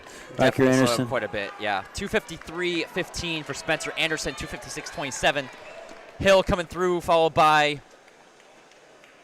excuse me, that was Jacquet, 301.42. Then Leber is 301.88. Hill, 303.24. Guys, this is going to be a pretty good race right here. Oh, yeah. So here. Who we got in this fast heat there? We've got Morton of Keene, Motherway of South, Sutherland of Plymouth, Desari of South, Bonifato of Oyster River, Dinnan of Oyster River, and LeCain of Pembroke. Couple freshmen there on the I end. think you're going to see a 238 here. Couple freshmen there on the end, Coach. Yeah, a couple of 241s between Morton and Motherway. Motherway already has an 800 in his legs. Yeah, we saw Sixon run pretty good double back. I wouldn't be surprised. No, especially with how well Motherway's been doing this season. He should have a pretty good. What's that? It's going to be a big drop down in this race, I think. A big move. He's going to be. Which lap do you think? There's going to be a couple guys that are going to drop into the 230s. You know what I like? I like seeing a freshman in third right there, Dinnan. Oh, Jace Dinnan's good. Yep. He's very good. And I think this might be his best event indoors is the 1K. Little inconsistent as a freshman. That's a freshman. But that's a freshman. Yeah. That's right. They're just learning their way, man. They didn't keep in mind, not a lot of middle school opportunities for freshmen. No. 31. Okay. He's going to latch on, though. That's what he's going to do. It's 233 pace. Yep. It's 235 pace, sorry. low 30s is exactly where you want to be. Motherway's sitting. Motherway is sitting. I mean, yeah, I think that's. I like that. Yeah, it's perfect, especially when you've got a race on your legs. Just let somebody do the work. Yeah. You know you have the legs to outkick some of these runners here. Freshman LeCain from Pembroke. He's got talent. He's sitting back there. You just can't let the train get away. Yep. Sutherland from Plymouth, man. He's a stud, too. Slowed just, up a little bit, watch. 64 through 400. Sutherland from Plymouth. He's a player in D2. He doesn't back down from anybody. And he runs really smart. Watch for the second half of Sutherland's race, too. We spread out a little bit here. Morton and Motherway leading that pack. He almost like Redmond a little bit. Does, the way he runs. And Morton is trying to put the hammer down on Motherway. Motherway's not giving in. No, they both look pretty smooth. Coming through 600 at around 137. 137. Right now, anyone in the top 3 or 4 can be right in the middle of it. Watch for Jace Dinnan's kick. He has a pretty potent kick. But I think Motherway's setting him up. I'd be super impressed if Morton can hold him off the whole way. But Motherway does have that one 4x8 in him. I'm telling you, there could be 3 or 4 guys that can still win this race when you look at this indoor stuff. Morton looks good, though. Yeah, Morton's trying. Morton's now ever surely just has pulled away a little bit. Coming through in 2:10, 2:11. Let's see what happens here. The back end. LeCain has pushed himself into the top 6. Yeah, Motherway's looking a little tired. That 800 might have hit him a little bit more than. Good double workout, though. Yeah. Sets him up pretty well. Morton. Don't look now, but Jace Dinnan starts his kick. He's going to walk down a couple guys. He might finish 2nd. Maybe 3rd. Well, everybody else starting to kick. I guess it's not middle school anymore. Close, but Morton. But he's coming.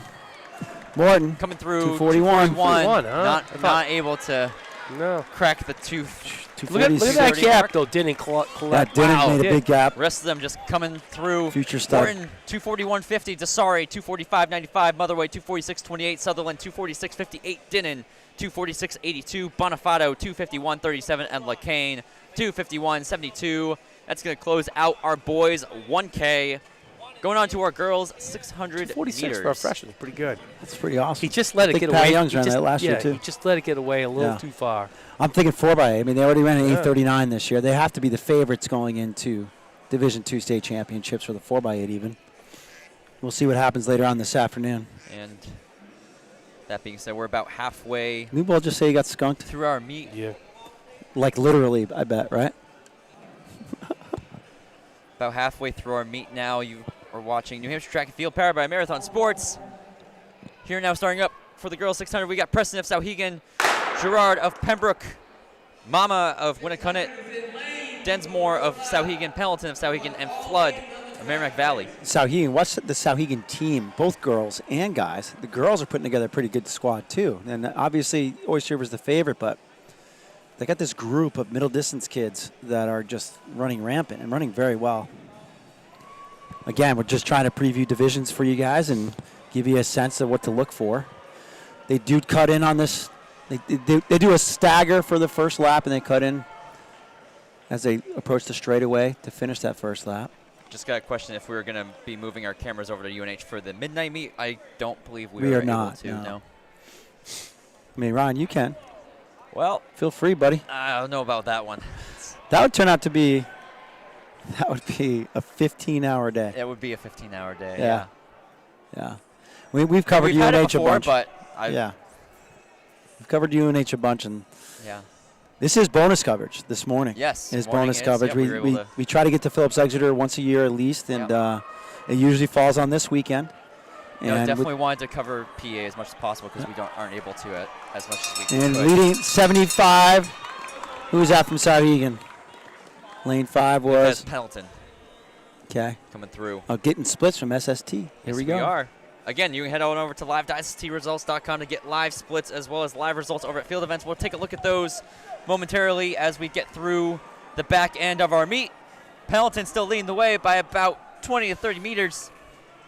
More like 20. As we come around the curve, Pendleton going to be finishing this one up for Souhegan.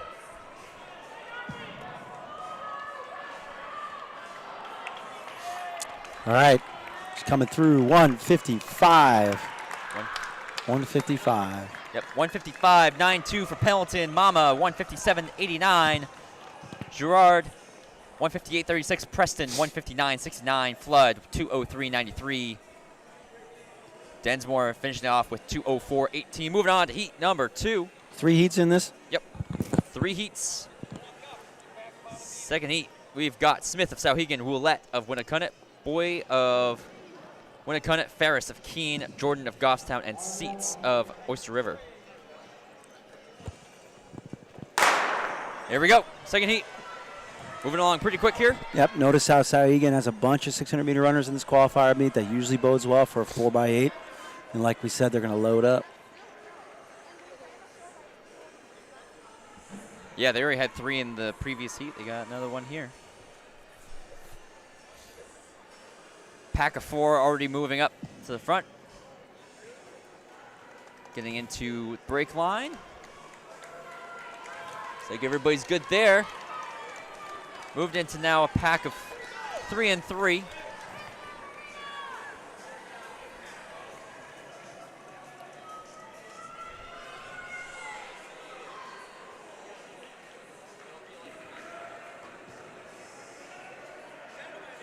That Willette. tailing pack is now trying to gain on our leaders. Coming around to straight away into the bell lap. Got 6:63 on the clock right now.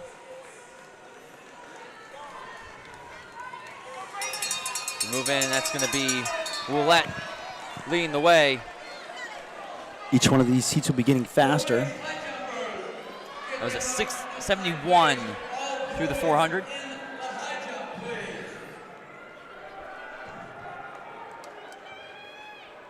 Ferris going to the lead now. Still got company from Roulette. See if Ferris can hold him off. She might be able to. Coming hard on Roulette the outside. coming down to the finish. Roulette's going to take Roulette will take it by a margin. 148.72. Ferris 148.77. Jordan 149.30. Boy 149.48. Seats 153.17. And Smith 153.90. Moving on. Heat number 3. We've got Maddie Cook of Oyster River, Drew of Keene, Bowden of Timberlane, Desroches of Keene, Curtin of Winnicott, Marengo of South.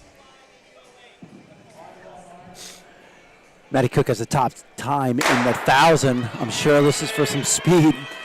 Yep. She's showing off great range. I mean, she can run anything from, I guess, now 600 up to 3K. They do 4x4s with the distance runners, too. Let's see what she's got in this 6. Yeah, she seated at 146 here. Top time 144.45, held by Bowden. Timberlane, somehow they still keep getting those 600 kids, middle distance kids. Bowden's out, and she looks very easy. Yep, going through in good. 30.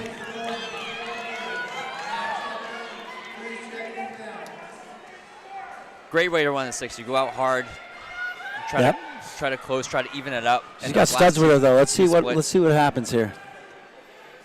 See if it wouldn't, if it's going to happen. It's not going to happen till end of the second lap into the third, I think. Let's see. Like to see another 32-33 coming up for a 62-63 for Bowden. And we actually might see that pretty close. It's pretty good. 64 for Bowden. 67. Watch for Maddie Cook to move out on the outside. The pure distance runner usually waits late in the 600. But Bowden looks too strong, Jim. Yeah, she's going way out. That was perfect splits right there. 30, yep, she looks 33, 34. Looks good. Now Swanbond still sits at the top, right? 138. Yeah. She's put it down. Oh, I mean, yeah, she's had a great season. Definitely great solo run for Bowden. This is going to send a message right here to her. Yeah. 138. 138. You got company now. That was perfect. Man, 143. I think Timberlane's D1. 138.39 for Bowden. Bowden's Cook no joke, though. 143.36. No, she's not. Marengo 143.50. That 143 by Maddie Cook is pretty good. Yeah. Drew Just gonna say. 145.12. Desroches 145.23. Curtin 146.02. Bowden dropped her time from 144 to 138 on her own. 3 heats for the boys. We got Samos of South, Eberl of Oyster River, Craig of Pembroke, Hartshorn of Newmarket, and Smith of Timberlane.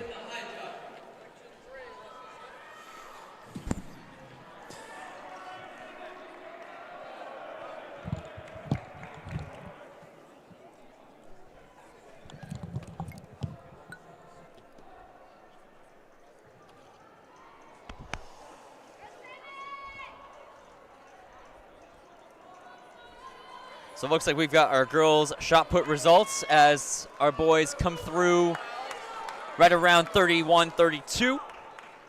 Hall of Somersworth is going to be winning the girls' shot put today with a toss of 30 feet, 8 inches.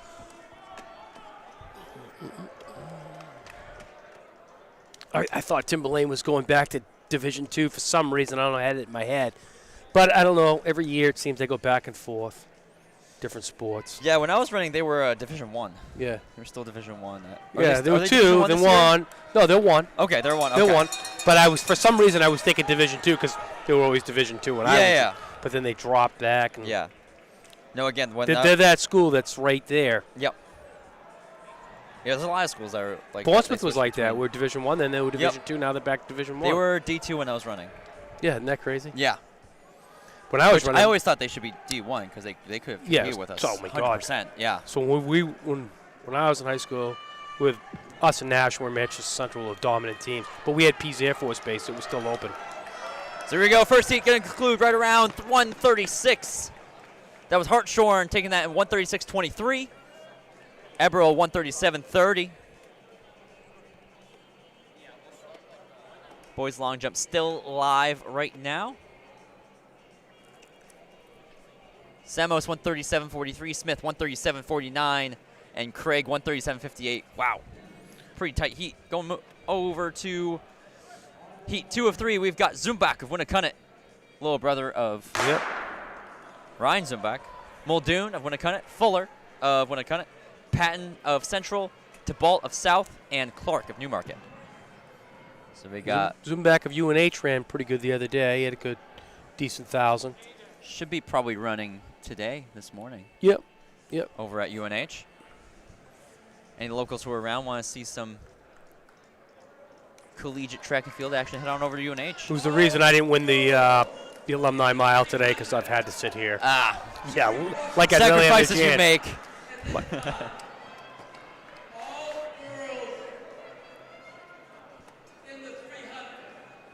It's better to be here anyway.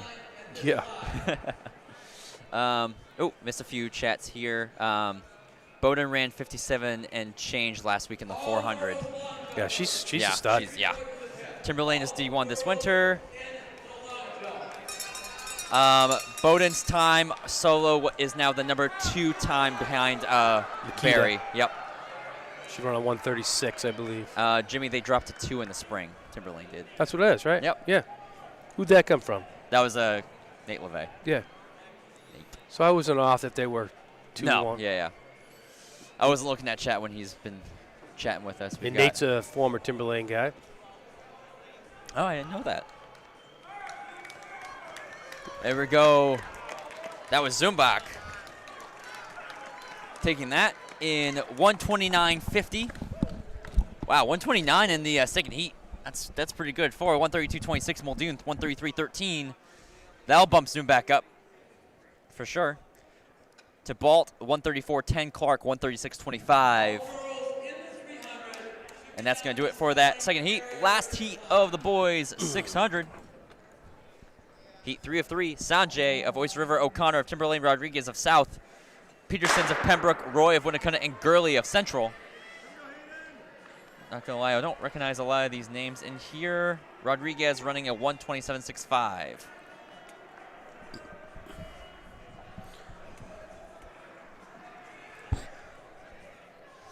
$129.50 is the time to beat right now. So there's a time that I think like 125, 126 is when you can get you into the hunt. Oh yeah. You know what I mean? Yep. That's. I feel like that's been the case for a while. 125, 126 is a pretty solid time. I've never seen those times being outside of scoring. Right. Ever. Yep. I mean, a lot of times 125 is your state winning time. Yeah. Sometimes. It was a state record when I was around was 125. You know, on UNH track, that was pretty decent. Yeah. And we've had quite a few 125, 126s on UNH track this year. Jocelyn being one. I think we had somebody else do that as well. No, that's solid. You can't. The problem with UNH, you can't get going much faster on that track. No, you can't, especially with those. Yeah, like, without going wide. Long sprints. Yeah. Like the 6 is the prime distance to look at that, because I mean those banks are so tough That's right. To really turn into. Tightening up, Rodriguez coming down to the finish. battling back from the 4x8. He runs 128. Actually, 127.67. O'Connor 129.35. Roy 130.04. Sanjay 130.16. Peterson's 133.28. Zumbak gonna snag second or third from that second heat. Gurley 139.32. Moving right along, we've got girls 300. Only 3 heats. Wow. And, well, that actually makes sense. We got a lot more heats to work with. At UNH, we tend to see close to 8 or 9 heats of the 300. A little bit crazy. Safety reasons, they've got 3 people in each heat, maybe 2 sometimes. Yeah. So I remember people going off because he's around that outside lane. Yeah. Yeah. Had people go off. Doesn't shock me. I'm I'm surprised I haven't seen it. My time watching or competing, I haven't seen it at all. Does anybody do that? So we got Fugé of Salem, we got Corbeil of Winnacunnet, and Fisher of Sauhegan in this one. Yeah, it used to be crazy in there, and it was dirt in the center, so it was the Dust Bowl. All girls in the 1500 and all boys in the 300. But you know what? Did you ever run? You would have never, but Phillips Exeter had an indoor, and it was a dirt track. You mentioned this to me. Oh my God, it was crazy. Yeah. In fact, I think I ran my fastest 3,000 was in there. It was just the craziest thing. It's got the dogfight. Yeah, the only dirt track I've run on is just there's an elementary school that has one. That's it. Elementary. There's just a little dirt. This was like a square dirt track. And then it had a track up above us too. Oh, we only got 2.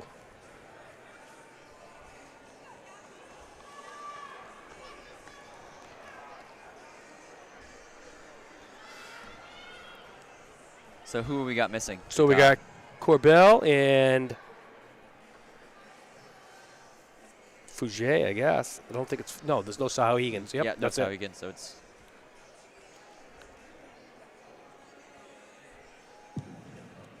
all right. Coming around, it's going to be Corbell. She'll take this first heat. Nice and strong through the line, right around 47. Tell you what, Corbell looks like she could be a good 800 meter runner. Yeah. She's built pretty good. 47.30. Fugue 49.10. Going on to heat number 2. Got 6 lanes. We got Southworth of Guilford, Perry of Keene, Rains of Kearsarge, Aguiar of Guilford, Reynoso Santana of Winnacunnet, and Sanchez of Keene. White flag. Rains comes in with a 46.19. Yeah, all 46s in this heat. Yeah, so this should line up pretty good at the finish. Yep. And then, of course, we've got Sawyer going to be headlining again in the last heat, 40.86. 40.86.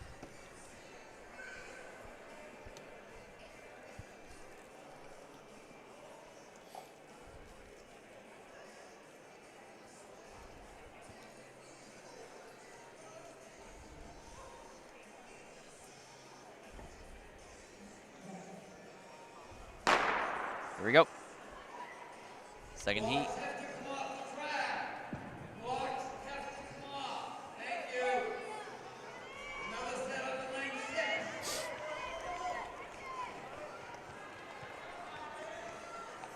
Coming through, already breaking the stagger. That looked to be Reynoso Santana.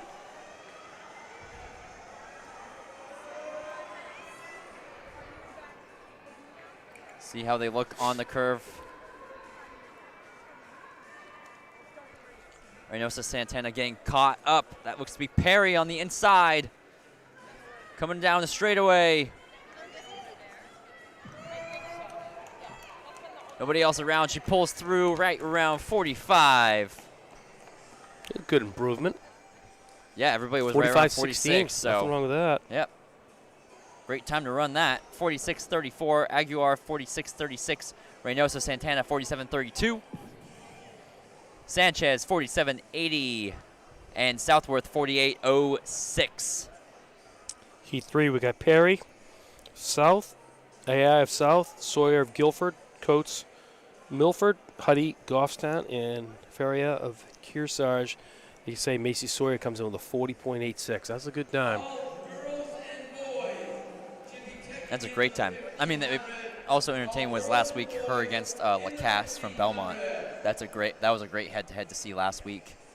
And who took that one? Sawyer? Sawyer went 2-0 against Lacasse. They faced Yep. each other against 55 and in the 300.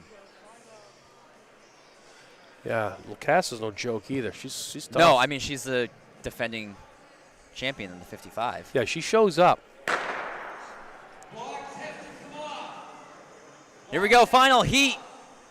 This one should be Sawyer's show. Out in lane 3. So you're out on screen. When she comes around, you got to jump on. Yep. I mean, she's a great 55 runner, but I think this is her best event here in the indoor season, 300. Really strong coming around. She's put on a gap about a little under 10 meters as she comes down the straightaway, barreling down. Far out, going to be around 41, 42. 41.86 for Sawyer. Coates, 43.60. Huddy, 43.84. IE, 45.50. Perry, 45.64. Faria, 46.07. We're going to move straight into the boys. Make sure to head on over to levermovement.com using code NHXCTF for 15% off select items. 15% comes back to support us, support these athletes here. This heat, we got Vincent of Salem, McCarthy, Timberlane, Vacaraza of Timberlane, Bozak, Newmarket, Leahy of Goffstown.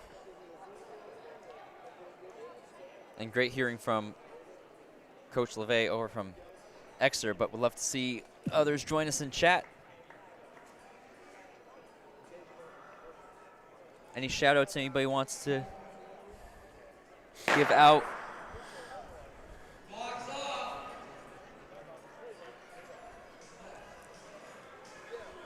Want to send in the chat who you're supporting here if you're watching?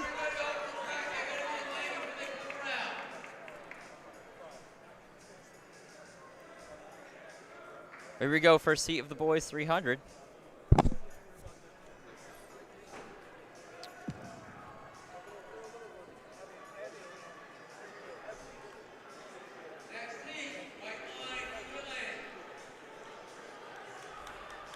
It's going to be a tight race for the finish. Yep. It's going to be Goffstown's Leahy. We've got 4 heats in total in this event.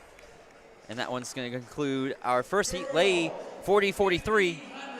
McCarthy, 40.76. Bozak, 41.67. There's only, and then 52.38 for Vicente. Moving on to heat number 2. Who we got? We got Courtney of Milford, Rodriguez, South, Sorlo, Epping, Grognell, Winnicunnet, Gardner, Manchester West, Pegas of South. Got another Timberlane winner over in the girls' high jump. Bates, clearing a height of 5'7". I believe she's in there defending champion herself. She is a stud. She'll probably be the New England favorite, too. Yeah, and she's only a junior.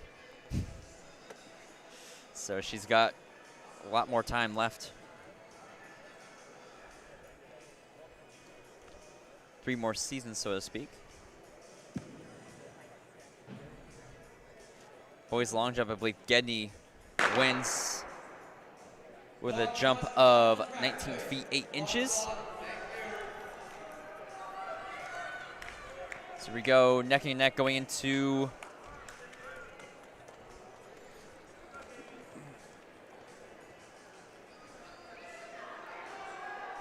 Bedanza coming into chat saying the 1500 is stacked.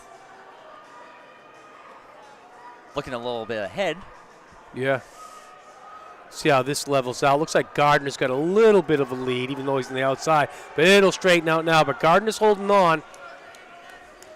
Got to get to the finish. Yep. Won't slow up yet. So that one's going to be sub 40, 39.53 for Gardner.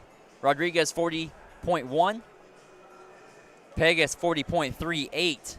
Courtney 40.47. And yeah, it looks like the 1500 is pretty stacked. Here, Sorelio 40.47. Grugnail will not start. Girls looks pretty good, but definitely for the boys.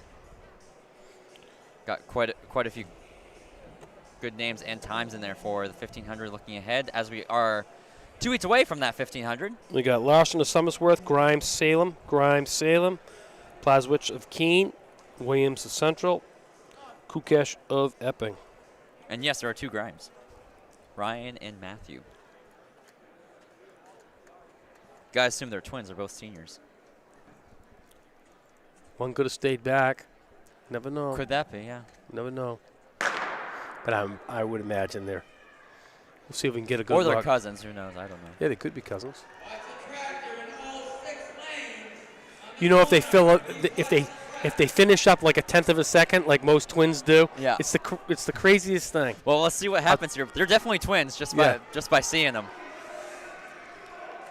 It's weird how twins are like so close when they compete. Yeah. In track and field.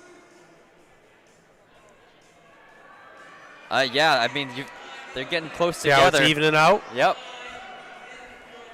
Yep. Here we go. I mean, you're not far off. It's my theory. So Grimes 38.78. Grimes 38.86. That was Ryan, then Matthew. Plaskowicz 38.96. Williams 40.23. Larson 40.3. Last heat, we got Lurvey of Pembroke, Lopez of South, Jansen of South, Katzel of Sauhegan, Heath Stevens, Chapman of Stevens.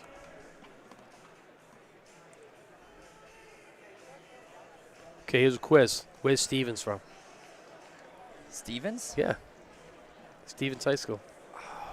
It's a great question, and I don't know. Don't know this one? I don't know this one. No, Wow. I think. No, I feel like I've looked. I Jeopardy saw this James? earlier. You don't I know know I this don't one? know this one. Hold on, but I feel like I've seen. Begins with a C. It's a city. Yeah, no, maybe I don't know this one. I thought it was closer to. Claremont. Oh, it is Claremont. Okay. Yeah. And they used to buy. So when I was high school, they were actually Division I, or Class L at one point. Then it bounced back to Class I. Here's a good one for you. 1965. There's a person in this place right here. He won the cross country state championships from Claremont.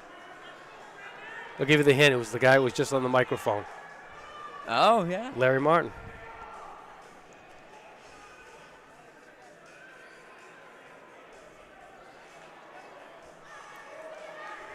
So here we go. That's Katzel.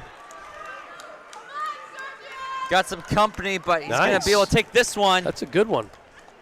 37.15 for Katzel. Lopez 37.49. Chapman 38.33. Heath 38.89.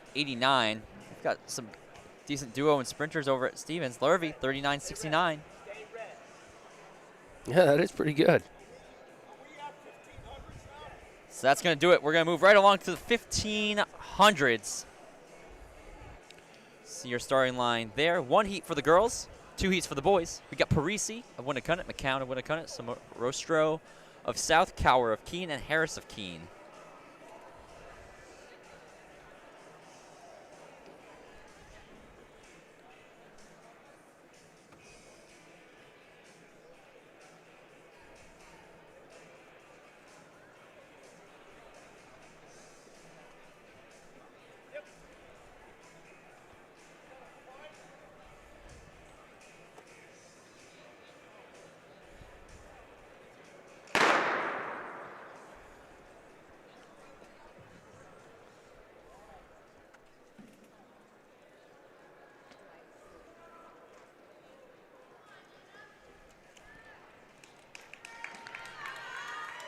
Parisi right out to the front.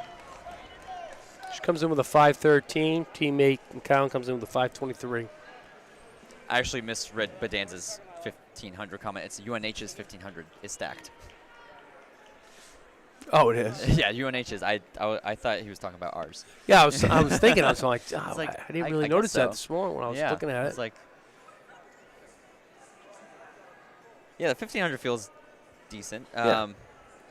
And then Clint Jocelyn said nobody knows D3. No.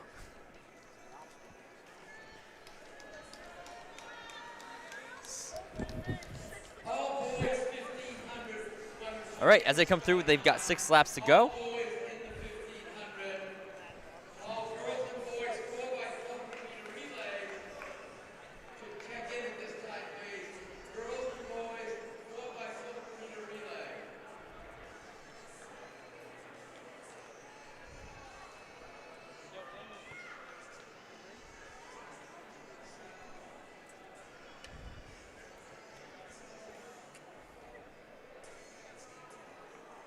Yeah, so as we see, it's Parisi along for teammate McCown, 1 and 2.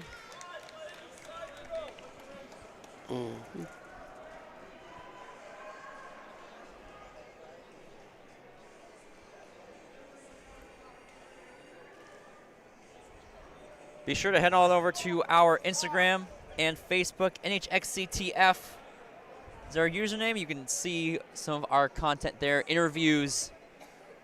Articles get posted there as well. Some other cool stuff also if you scroll through our feed. So again, head on over to Instagram and or Facebook, finding our username NHXCTF. So right now, McCown's sitting in 15th place on the list. So see if she can climb the ladder a little bit. Yep. Sitting there at 5:23. Parisi's sitting at 8th. So it'd be nice if she could chop off about 10 seconds, be right up in there. Yeah, McCown looks like she's just kind of hanging on to Parisi, Yeah. letting Parisi take the wheel. I mean, as she should. Yeah, exactly. Just work it up. See Yep. if you can get in there.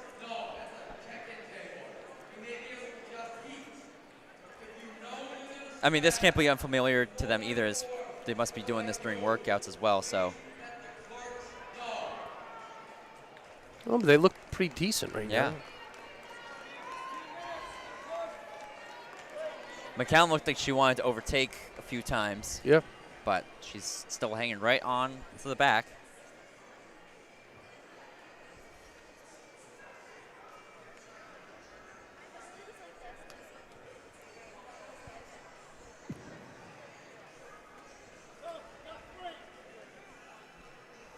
And the rest of the field has 3 to go: Samostro, Cower, and Harris.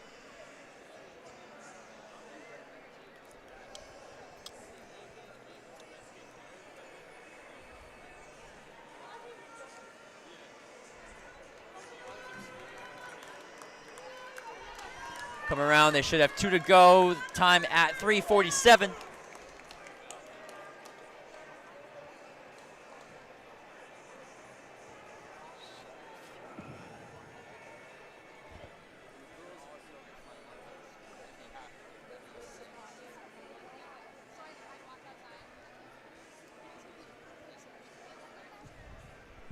So lap and a half to go for Parisi and McCown.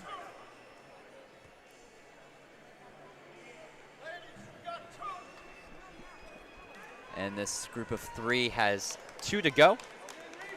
As Parisi and McCown coming down straight into bell lap. So they can lay it out here. They'll be right there. McCown going through, looking over her shoulder. Look, she's deciding to go for it. Man, she looks good, Yeah, too. McCown, great stride. Down this back straight. They're coming up on lap traffic, need to get around. So it looks like McCown's going to be taking this. Parisi falling back. As McCown now has lapped She's going to have a 2 of good 3 time. runners. Look at that one. Yep, finish here 5:03. Nothing wrong with that. Big smile. Pretty good. That's a great drop. She's pumped. For Parisi right around 5:07. Official time 5:03:49. Tell you what, she played her cards right on that one. Yeah, did her job. Parisi 5:07:35. Did Parisi drop her time as well? Oh, yeah. I assume so. Yeah, by 6 seconds. Yep, and then the rest of the field coming around. It's going to be Samorostro going to be coming in 3rd. Yeah, now they're sitting in 4th and 5th best times in the state. Wow. Yep. That's exactly right. They paced each other for that. That was good. Did the work. I like seeing that. And, it's relaxing, too, because it's like two teammates. You go out there and you have a mission and you do the right thing. Yeah, and again, that must have been just felt like practice just on the track. They've must have been doing that. I mean, shot 20 seconds. Yeah. Somorostro 5:42.25. Cower 5:50.85. Harris 5:58.18. We've got the boys on deck. 2 heats.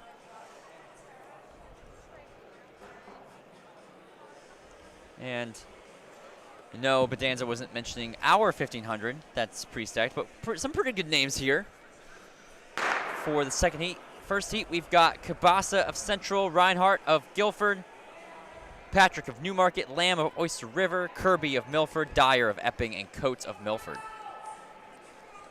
Right now, leading the way, we've got Kirby.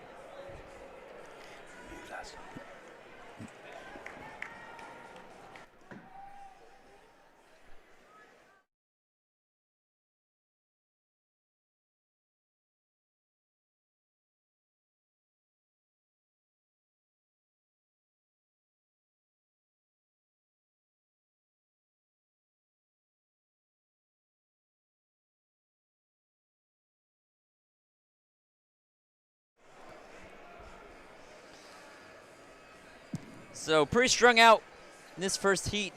Nobody's really taking it out too hard.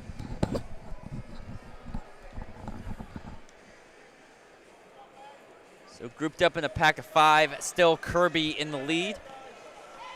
They weighing through right around 128. They've got 5 laps to go.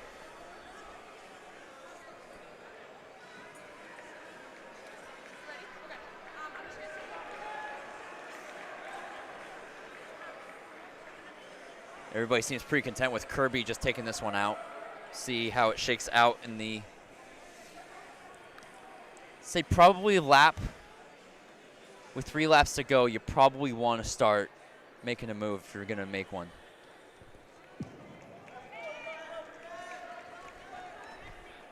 Right around 2:05.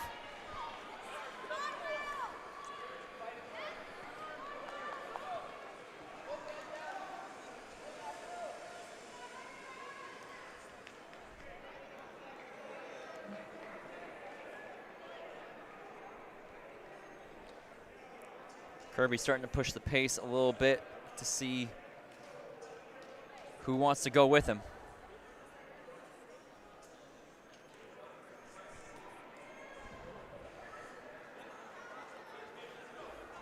Got 3 to go. Kirby putting in the effort. A little jostling there between Cabasa and Patrick.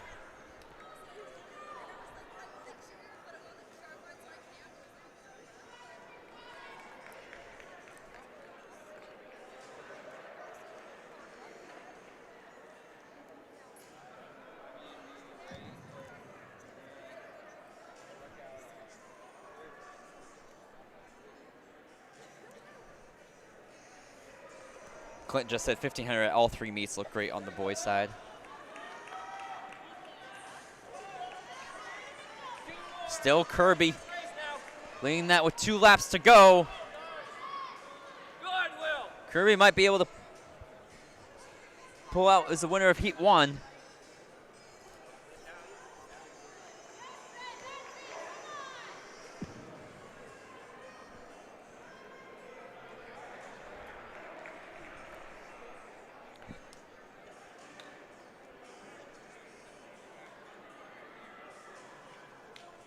Looks like Cabasa is starting to make a move going into the final lap, trying to bridge the gap.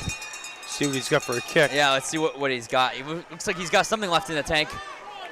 Yeah. Patrick leading that chase. But looks like Kirby's got another gear himself.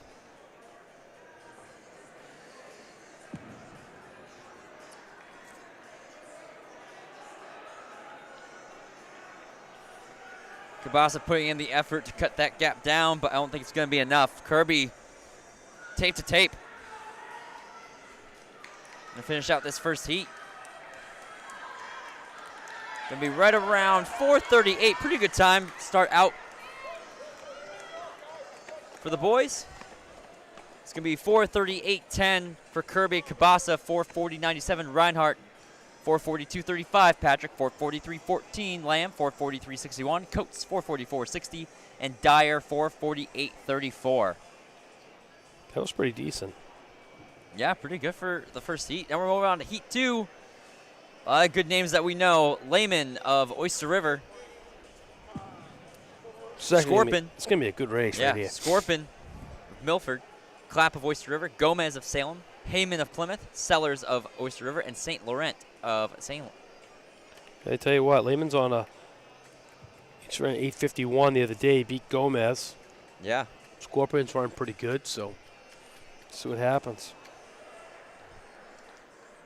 This should be interesting. Yeah, this will be a good one.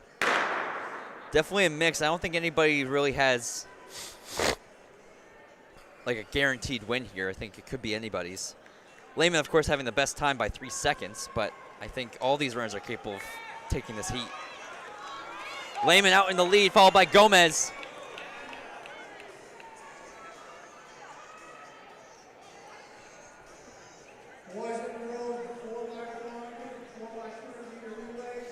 Hey, what is this dial for? That is our replay. Oh, it's a replay? Yeah.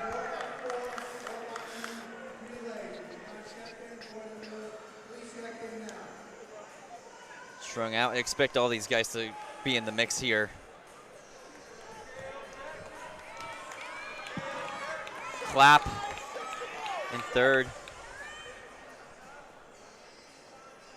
Tell you what, Lehman's just a strong kid.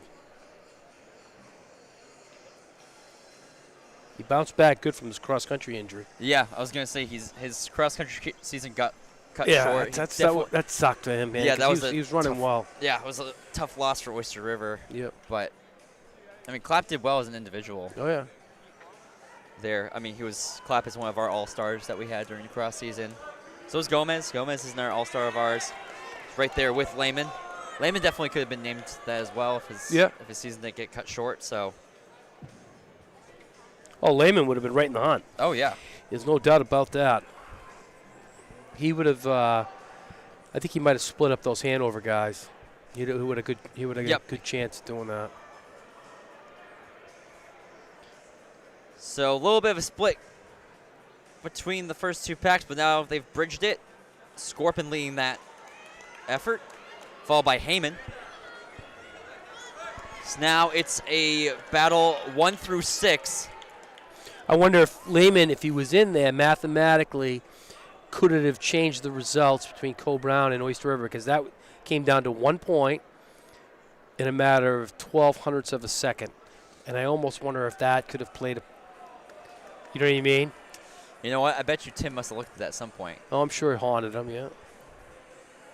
I'm sure he must have looked at it at some point. He must have seen it. I'm sure. Wish that if it did, I'm sure he wished that Lehman was able to come back. Okay, comes Gomez. Yep, he makes a move. Gomez has got some good middle distance legs in him, so.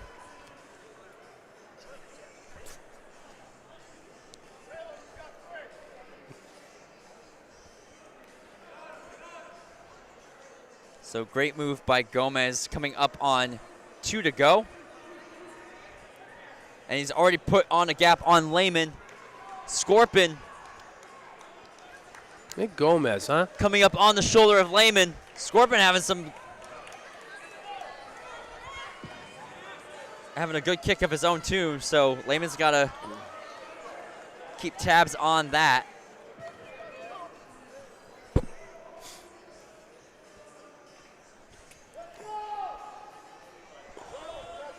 Still a lot of racing to go.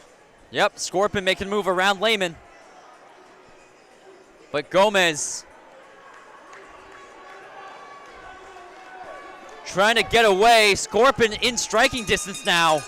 Got to dig. 335, 337, 2-second gap Good between Gomez and Scorpion. I think Gomez has enough. I do too. Scorpion is going to get as close as he can. Running scared. You got to be doing it. Go to this next corner and come out of it on the winning side. Good for Gomez. Let's go. Yeah, he put Got to get home, kid. great move with 3 laps to go. Got to get home. They're They're closing. coming. They're coming. He did it. Good Yep. job. He's able to get there. Scorpion Nice and run. Lehman. Lehman had a great response getting back up to Scorpion. Yeah. So that time for Gomez, 4:08.03. Scorpion, 4:08.88. Lehman, 4:09.10. Clapp, 4:18.38. The rest of the field comes in with Heyman, 4:23 flat. Sellers, 4:25.14. I like that kid. That was a good one. Yeah. And then I think that was it. St. Laurent, I don't think. Actually, yep, there he comes in. Yeah, that was Just a missed him. good run. 4:39.83. That's going to do it for individual events. We are on to our relays, closing out this meet, moving right along. We're only 2 hours in, and we're already on our relays. So, shout out to our officials for moving things right along. As we're on to our first heat of the girls 4x4. We've got 2 heats. We've got Merrimack Valley, Oyster River, Sauhegan already up on the track, starting commands.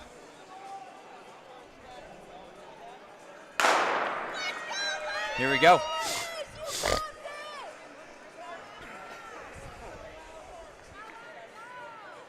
Field events only have event results for 3 of them.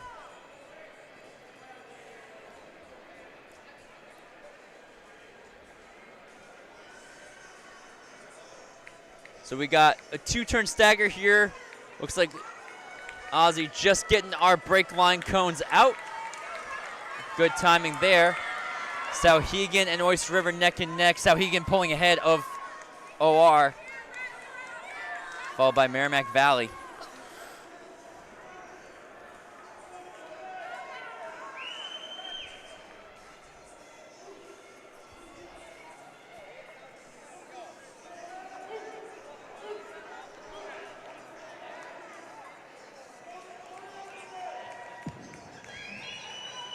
Oyster River battling back, going into the handoff.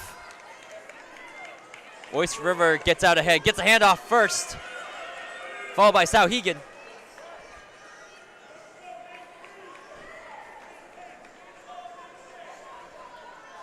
So now Merrimack Valley coming up on their own handoff.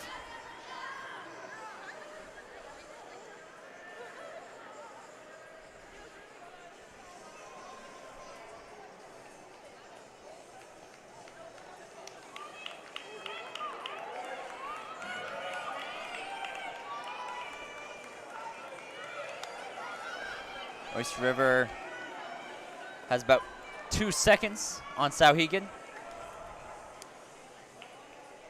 And looks like they are about to put up a little bit more time.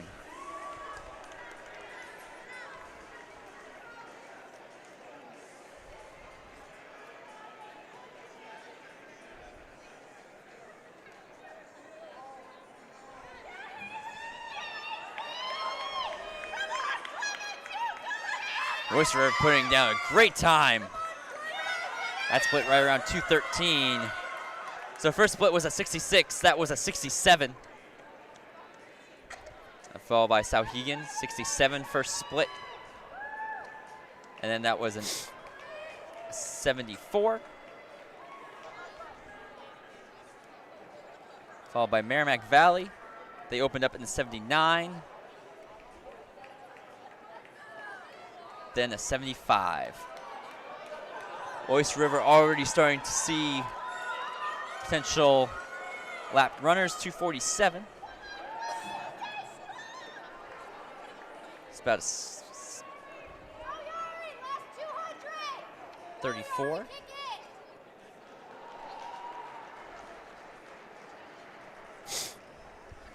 I'm actually a little surprised Oyster River is not a little faster. Seed time. You know what I mean? With all the girls they got, Yeah, I definitely don't think they put everybody in. I mean, they're finishing off with Cook.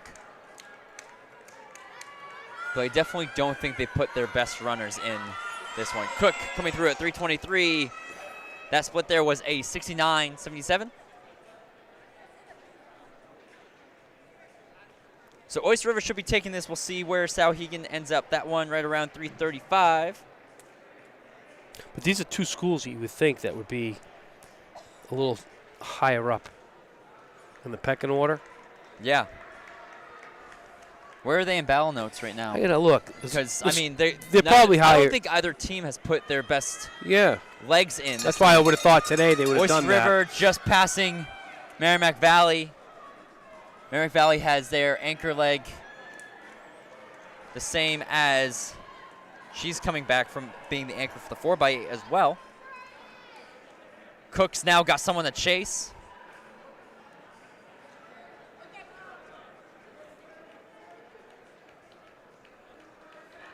And looks like Cook's just trying to finish this one up, not putting... Oh, she's actually kicking in pretty hard. So she kicks in right around 429, 430. 430.19 for Oyster River. Oh, they're sitting at 3rd and 4th for Division 2. Okay. So that's not bad. So yeah, that's definitely why they weren't putting in there. Yep. Their top girls today, rest them up. No need to do it. I guess because I saw that Guilford team and I was like, geez, I wonder why. The Guilford team's, I get Sawyer's on your team, so. Yeah. Followed by Merrimack Valley, finishing strong there, right around 5:06. Yeah, so that just moved them up to 3rd. They were 4th, now they're 3rd. Yeah, Merrimack Valley 5:05.81. We got our second heat of the girls 4x4 South, Winnicott and Keene.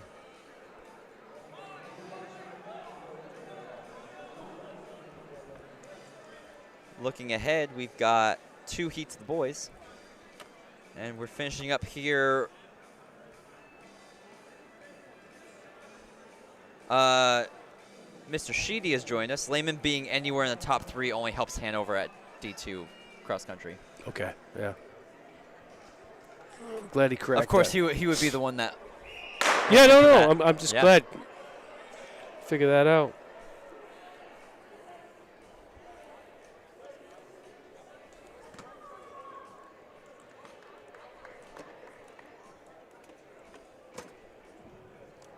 See, as we're closing up here on this first session, we are also going to be live streaming during our afternoon session, so feel free to join us over at 2 p.m. today. We're going back to our originally scheduled program there. As we go through in about 32 for this heat. We're watching New Hampshire Track and Field powered by Marathon Sports. Thank you to Marathon Sports always for supporting us to help support these track and field athletes. You can head on over to marathonsports.com or one of 28 different locations throughout New England. 3 of them in New Hampshire, Concord, Manchester, and Portsmouth, to get anything you need to do with walking, running, and fitness. Going through right around 66 for this heat. 67.12 for Keene. 68.44 for Winnicott. 69.25 for South.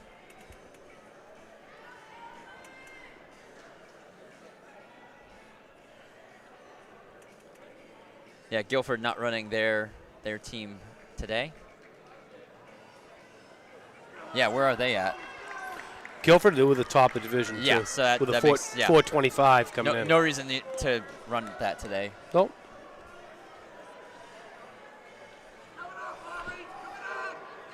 Looks like we've got some movement from Winnicott, or is that South? I actually can't tell. That looks like it is South making a move around Keene. Going into our second exchange, third leg. South and Keene battling out.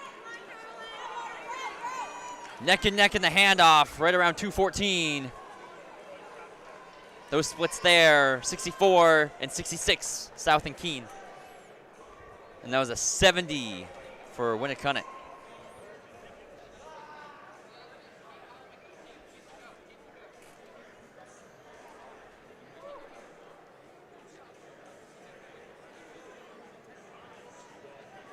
South putting on a little bit of a gap over Keene.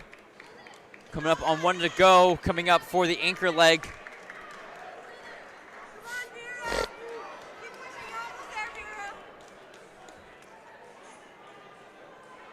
South pulls away.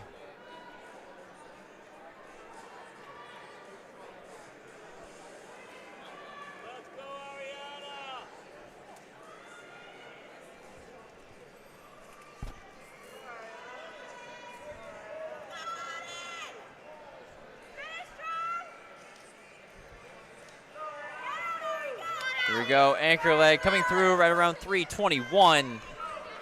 Followed by Keene at 324.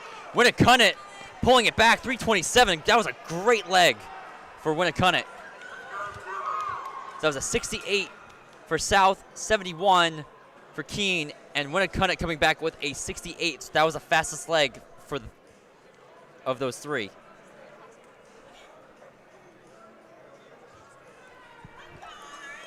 So now it's up to Keene to try to bring it back. 352. I believe that's Marengo for South. Pretty strong runner in the 4, able to keep that lead away from Keene.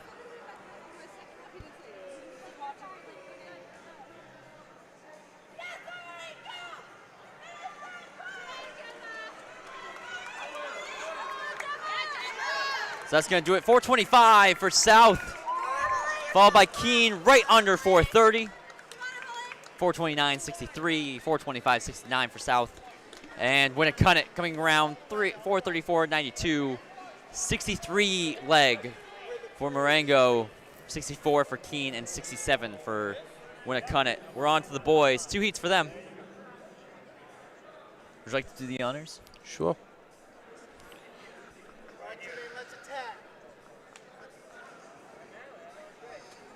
We got West, Milford, Newmarket, Epping, Central, and Merrimack Valley.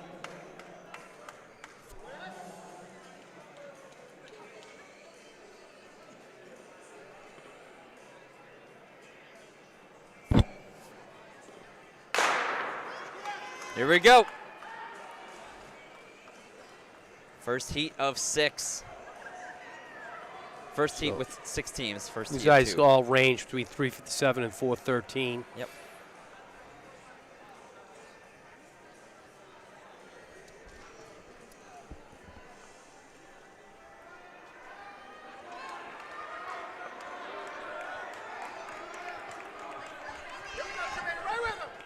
Opening up at about 27.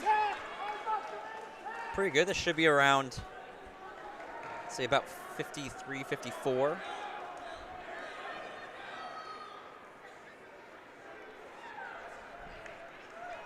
Maybe closer to 55. We'll see what they come through at. 4, 55. Yep, 55, 56, 57.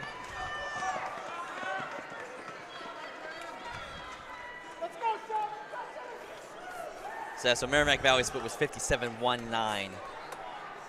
Milford 58-77. Newmarket 59-9.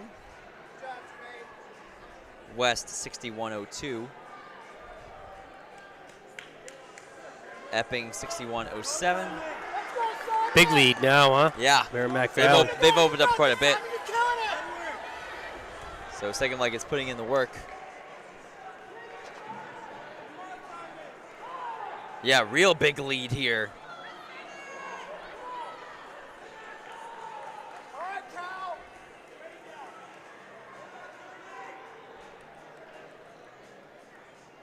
So coming through now, right at 151. Well, let's see what that split was. That was a 54-4. Coming right behind him. Now we've got mixed pack here. 60 flat for Newmarket. 59.49 for Central. 62.2.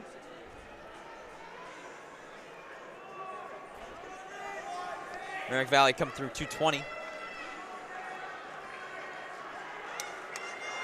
Now it's a battle for second between three teams, Newmarket, Milford, and Central. Milford gets held off by Newmarket. They try to make a pass in that curve.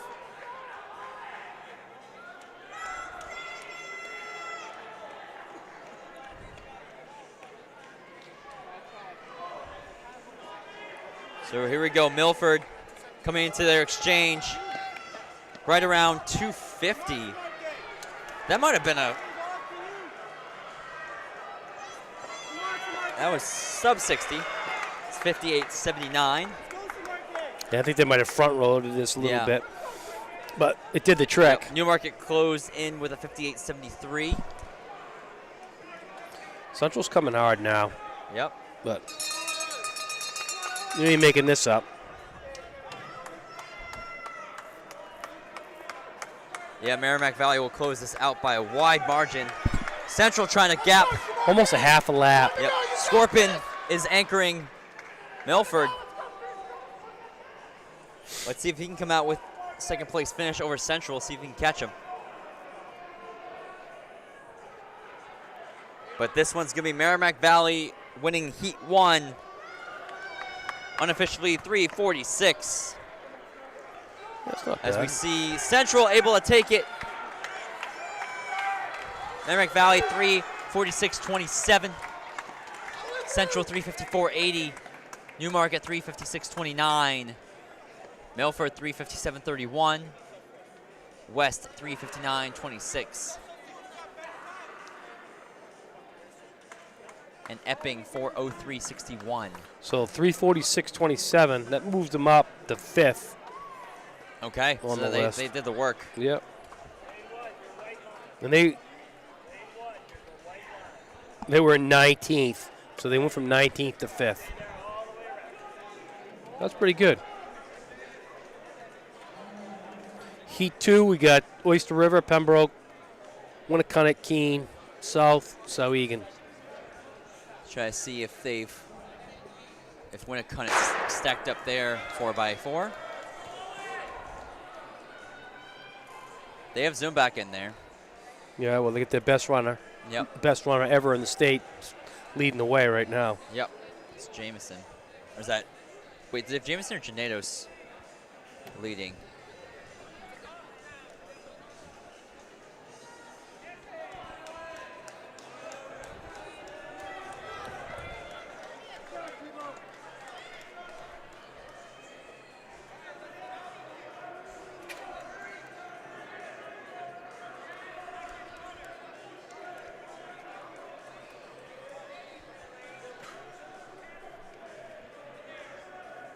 So Winnicunnet coming around.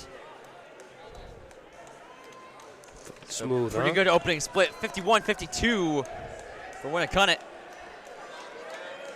South coming through 58. Wow, big gap. 7-second difference. Zumbach has a second leg for Winnicunnet.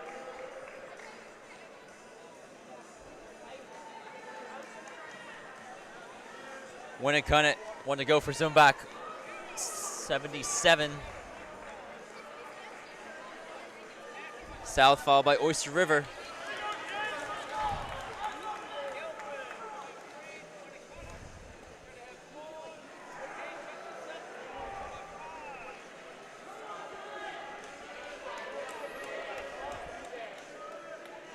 There we go, Zumbach, great leg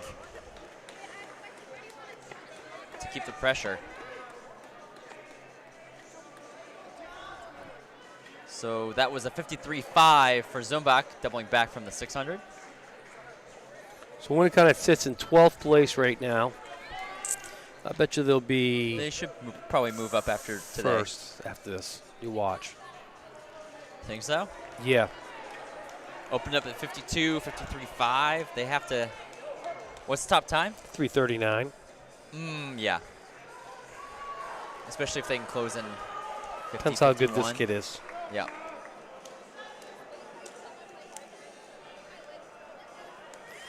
They might be able to close faster than 50, actually. We'll see what he does. I don't think they came here to make friends with people. No, definitely not. I mean, They're, see how far they've they're put on. ripping. Right around 242. 242. That was a 56.6. He's got to close. He's got to just close. good. He's got to do that again. Yep. That's all he's got to do. It's a 56. If you can't do a 56, you probably shouldn't be in a 4x4. You know what I mean? Yeah.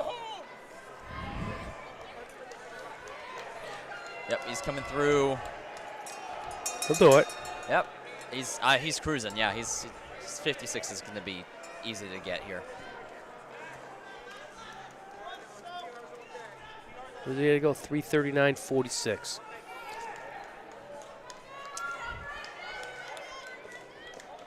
I can't imagine him not doing it. Yeah. No, not at this point. I mean, they're going to smash that. Yeah, easy. Yep. Here we go. 333. Good for Winnicott. 333.04. 50.82. I figured that's where he'd be around. They right weren't playing in the sandbox today. They Nope. were playing to Absolutely win. not. Yeah, solo 50.82 is pretty good. South 55.13 for that split, but total time 343.74.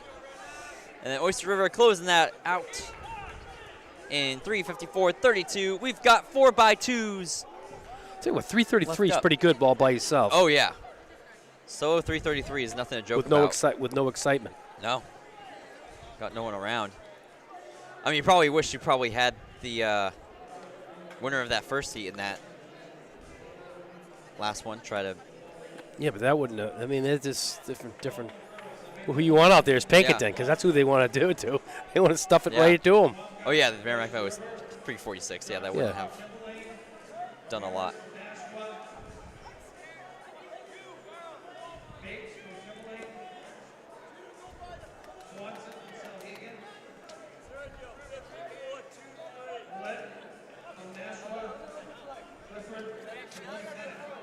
You know, if you have the 4x800 on one day, and then you come back and that 4x400 sitting there, you can load up that team pretty good. You could, yeah. Because a lot of those guys, yeah.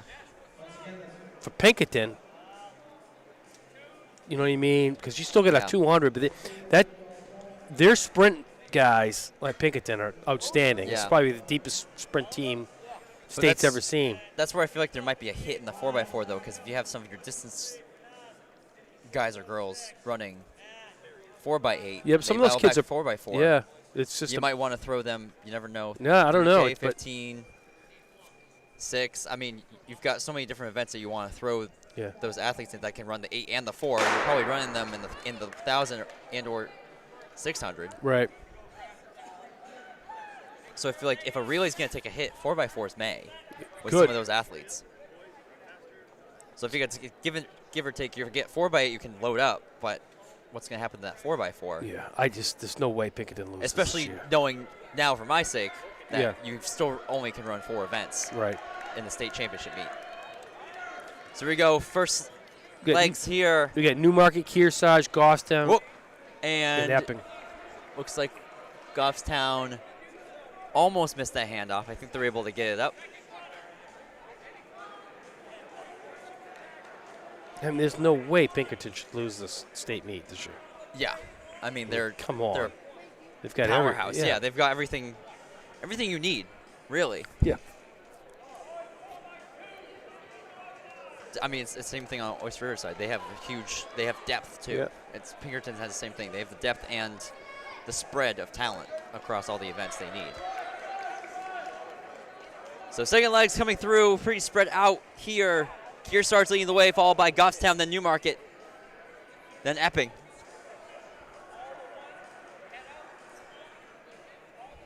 Going into the anchor leg. Kearsarge, good handoff.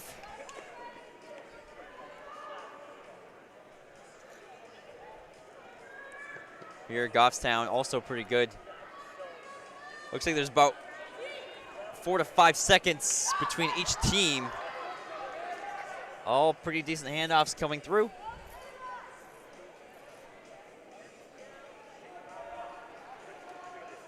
And Kearsarge going to be taking this first heat. We've got 2 total. Coming through official time here. Kearsarge followed by Goffstown. 2:01:03 for Goffstown. No, it was 1:57:17 for Kearsarge. Goffstown 2:55. Newmarket 2:08:63. Then Epping closing that one out in 2:17:65. Moving on to heat number 2. We got Keene, South, Guilford, Winnacunnet, Central, Oyster River.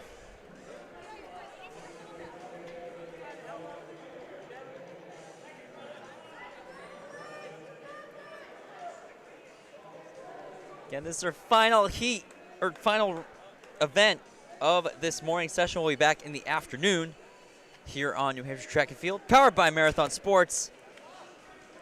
You can make sure to head on over to our partner Lever Movement. Head on over to levermovement.com. That link is up in the chat in the beginning. Using code NHXCTF for 50% off your purchase on select items. 50% comes back to us to support our website and everything else we do here to support these athletes. So make sure you use that code NHXCTF, 15% off. It's a triple win. Win, win, win. Everybody around. Here we go. Last heat. Girls 4x2. Afternoon session will be starting at 2 p.m. That is back to our regular schedule. Second heat's off.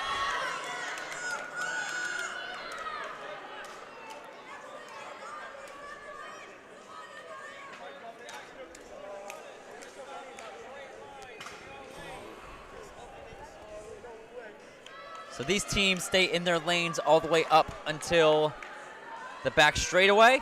It's a 3-turn stagger. Oyster River gets ahead to the handoff.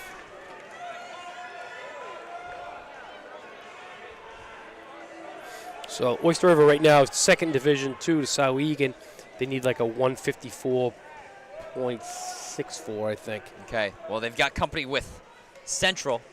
That looks to be, I think that's Seneska. Yeah, she's got to be from Central. She's got to be passed. Yeah, that she should have made that final. Probably would have anchored with her. I don't know. Never know. Never know with this one. Again, that is probably the most shock of today, is having to go down to the 10,000th of a second. If anybody missed that, that's what happened in the prelims, the girls 55. They went to the 10,000th of a second. Imagine if that was to a state get somebody meet. the 8th slot for the final. It was 7-7-4-2 was tied between crappy Seneska and look at this rep, huh? Yeah. Oyster River able to pull Look ahead. at Sawyer, Company though. Holy Christ. with she's got some Sawyer speed. anchoring. She had to battle hard, Guilford. though. She is gaining on Oyster River.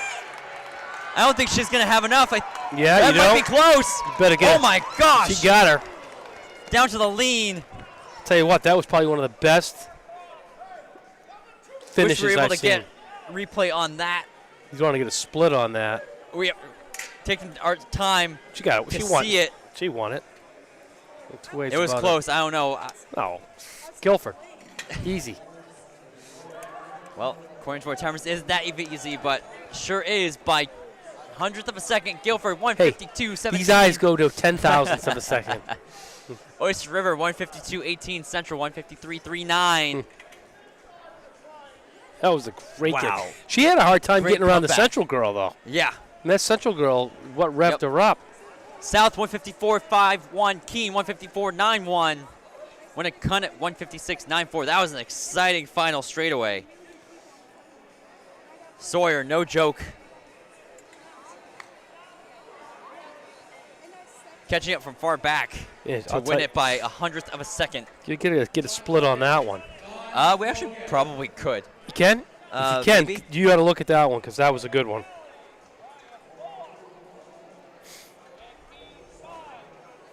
See if I can. Hold on. Nope, I can't. Oh, that was real Yeah, good. I don't think they're doing splits on 4x2s. I'll see if I can confirm. Are you doing splits on 4x2s? I wanted to know what Sawyer's was. I mean, you could figure it out. Yeah, timer from Speed Sport Time and Chris mentioned that it'd be really difficult to get an accurate split Right. for 4x2s with the handoffs in the lanes and everything. So, which makes sense, but All right, we got still could probably figure it out if we look back. West, Goffstown, Oyster River. I'm sure coach has got it. Or if anybody in watching now wants to look back and try to do it themselves. It's fast. Tyler Sheedy. Yeah, leave it to Tyler to do it. He's got it. I mean, that's a Tyler, real, if you're here, we're counting on you. that's a real fast 200. Whatever Yeah. she did. Did we introduce this heat for the boys? I might have. Yeah, I just did. Okay. I was too busy talking to Chris over there. So spread out here going into second exchange. Oyster River, followed by Goffstown, then West. Tell you what, that was by far the race of the day, as far as I'm concerned. Actually, that's a pretty cool baton for Goffstown. They've got nice little design there. Wouldn't you say? I would say that was the race of the day right there. Yeah, I would say so. Well, yes, it would be. Yeah. I mean, there's nothing. There's nobody's come back like that.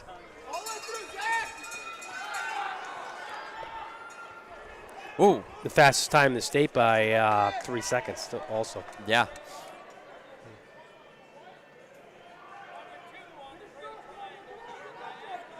So this was going to be taken by Oyster River.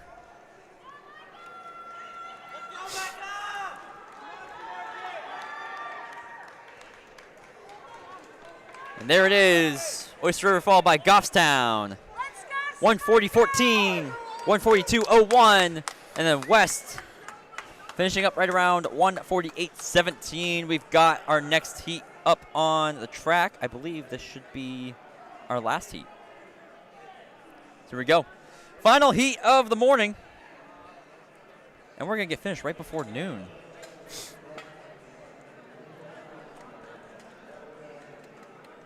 So who we got in this next heat?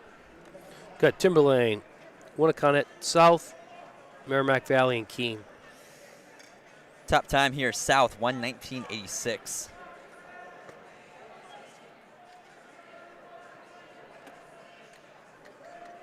Central didn't put up a really good team right here. So no other field event results here, so might not be able to get to those. So if you're looking for some of those results,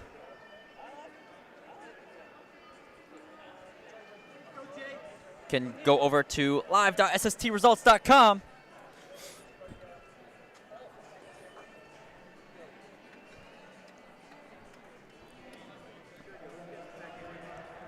So here we go, final race of the day, boys, 4x2. Starting command.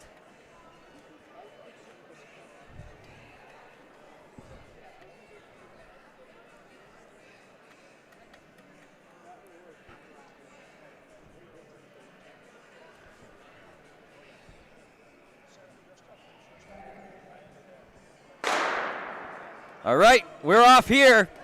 Final heat. Again, South being the favorites, we'll see who can challenge them.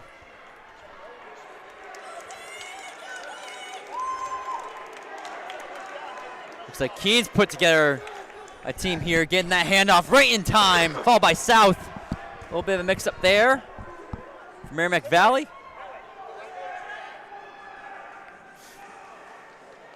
Clean through the brake line. And South has gained right back up to Keene. Coming over the shoulder, South going into the lane. Keene and South neck and neck. Keene just missing the handoff. South getting the better of him. Still behind him. South looking to see if they can make a move around. They are on the back straightaway.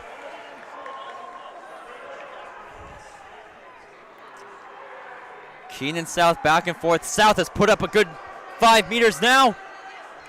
Final exchange. Good takeoff for South. Good handoff. Great. Keene able to get it. Way to cut it. Good handoff. Game over. South pulling away. So to move Nobody him in up on the view. list. I think that handoff really did it for South. That was a phenomenal takeoff for South. They come through right around 137. That 119 is probably a 4x160 time, by the way. Yeah, so 137.94, so that puts him up to 5th. Yep. So everybody doing their job today, getting themselves right into that top 10 mark. Keene 141.44, Winnicott at 141.83, Timberlane 142.93, and Merrimack Valley 144.01 to conclude our morning session here at PEA. Excited to be able to cover 2 sessions here instead of just one, so really nice to be able to change that schedule up as we will, again, be back here at 2 p.m. for the afternoon for some more track and field action here at Phillips Exeter. How about that for the morning session? That was a good one. What's wrong with Some that? interesting things, yeah. Highlighted with interesting 10,000ths of a second conversion there, and then phenomenal Some run good by races. Sawyer to come back in the 4x2. Sawyer's race was good. I thought Yeah. Gomez ran a great race in the 1500. Yeah, that was awesome. He made the good move when he had to make the move. Yeah, and as well as a nice solo run by Bowden in the 600. Yep, she's That was tough. a really, really solid run. That's number 2 time now in Division I behind Yep. Barry, all on her own. So look to see how that shakes out. I think I would still take Barry, but I think Bowden can. I don't know. I think Bowden could compete against her. Yeah, Bowden's right there. Yeah, Bowden can definitely give her a run, but Yeah. I still think that Barry's just. No, she's still, tough as tough can be. Yeah. But that'll conclude it for the morning session here at PEA. You're watching New Hampshire Track and Field, powered by Marathon Sports. Ryan Moore here with Jim McKenzie. Tim Cox joining us earlier in the day. Had to leave and help sell shirts, as we always do. And you can catch us here in the afternoon at 2 p.m. You can also check us out over on Instagram and Facebook. Thank you for joining us. We'll be back here at about 2 p.m. We'll say so long here. Thanks for joining us.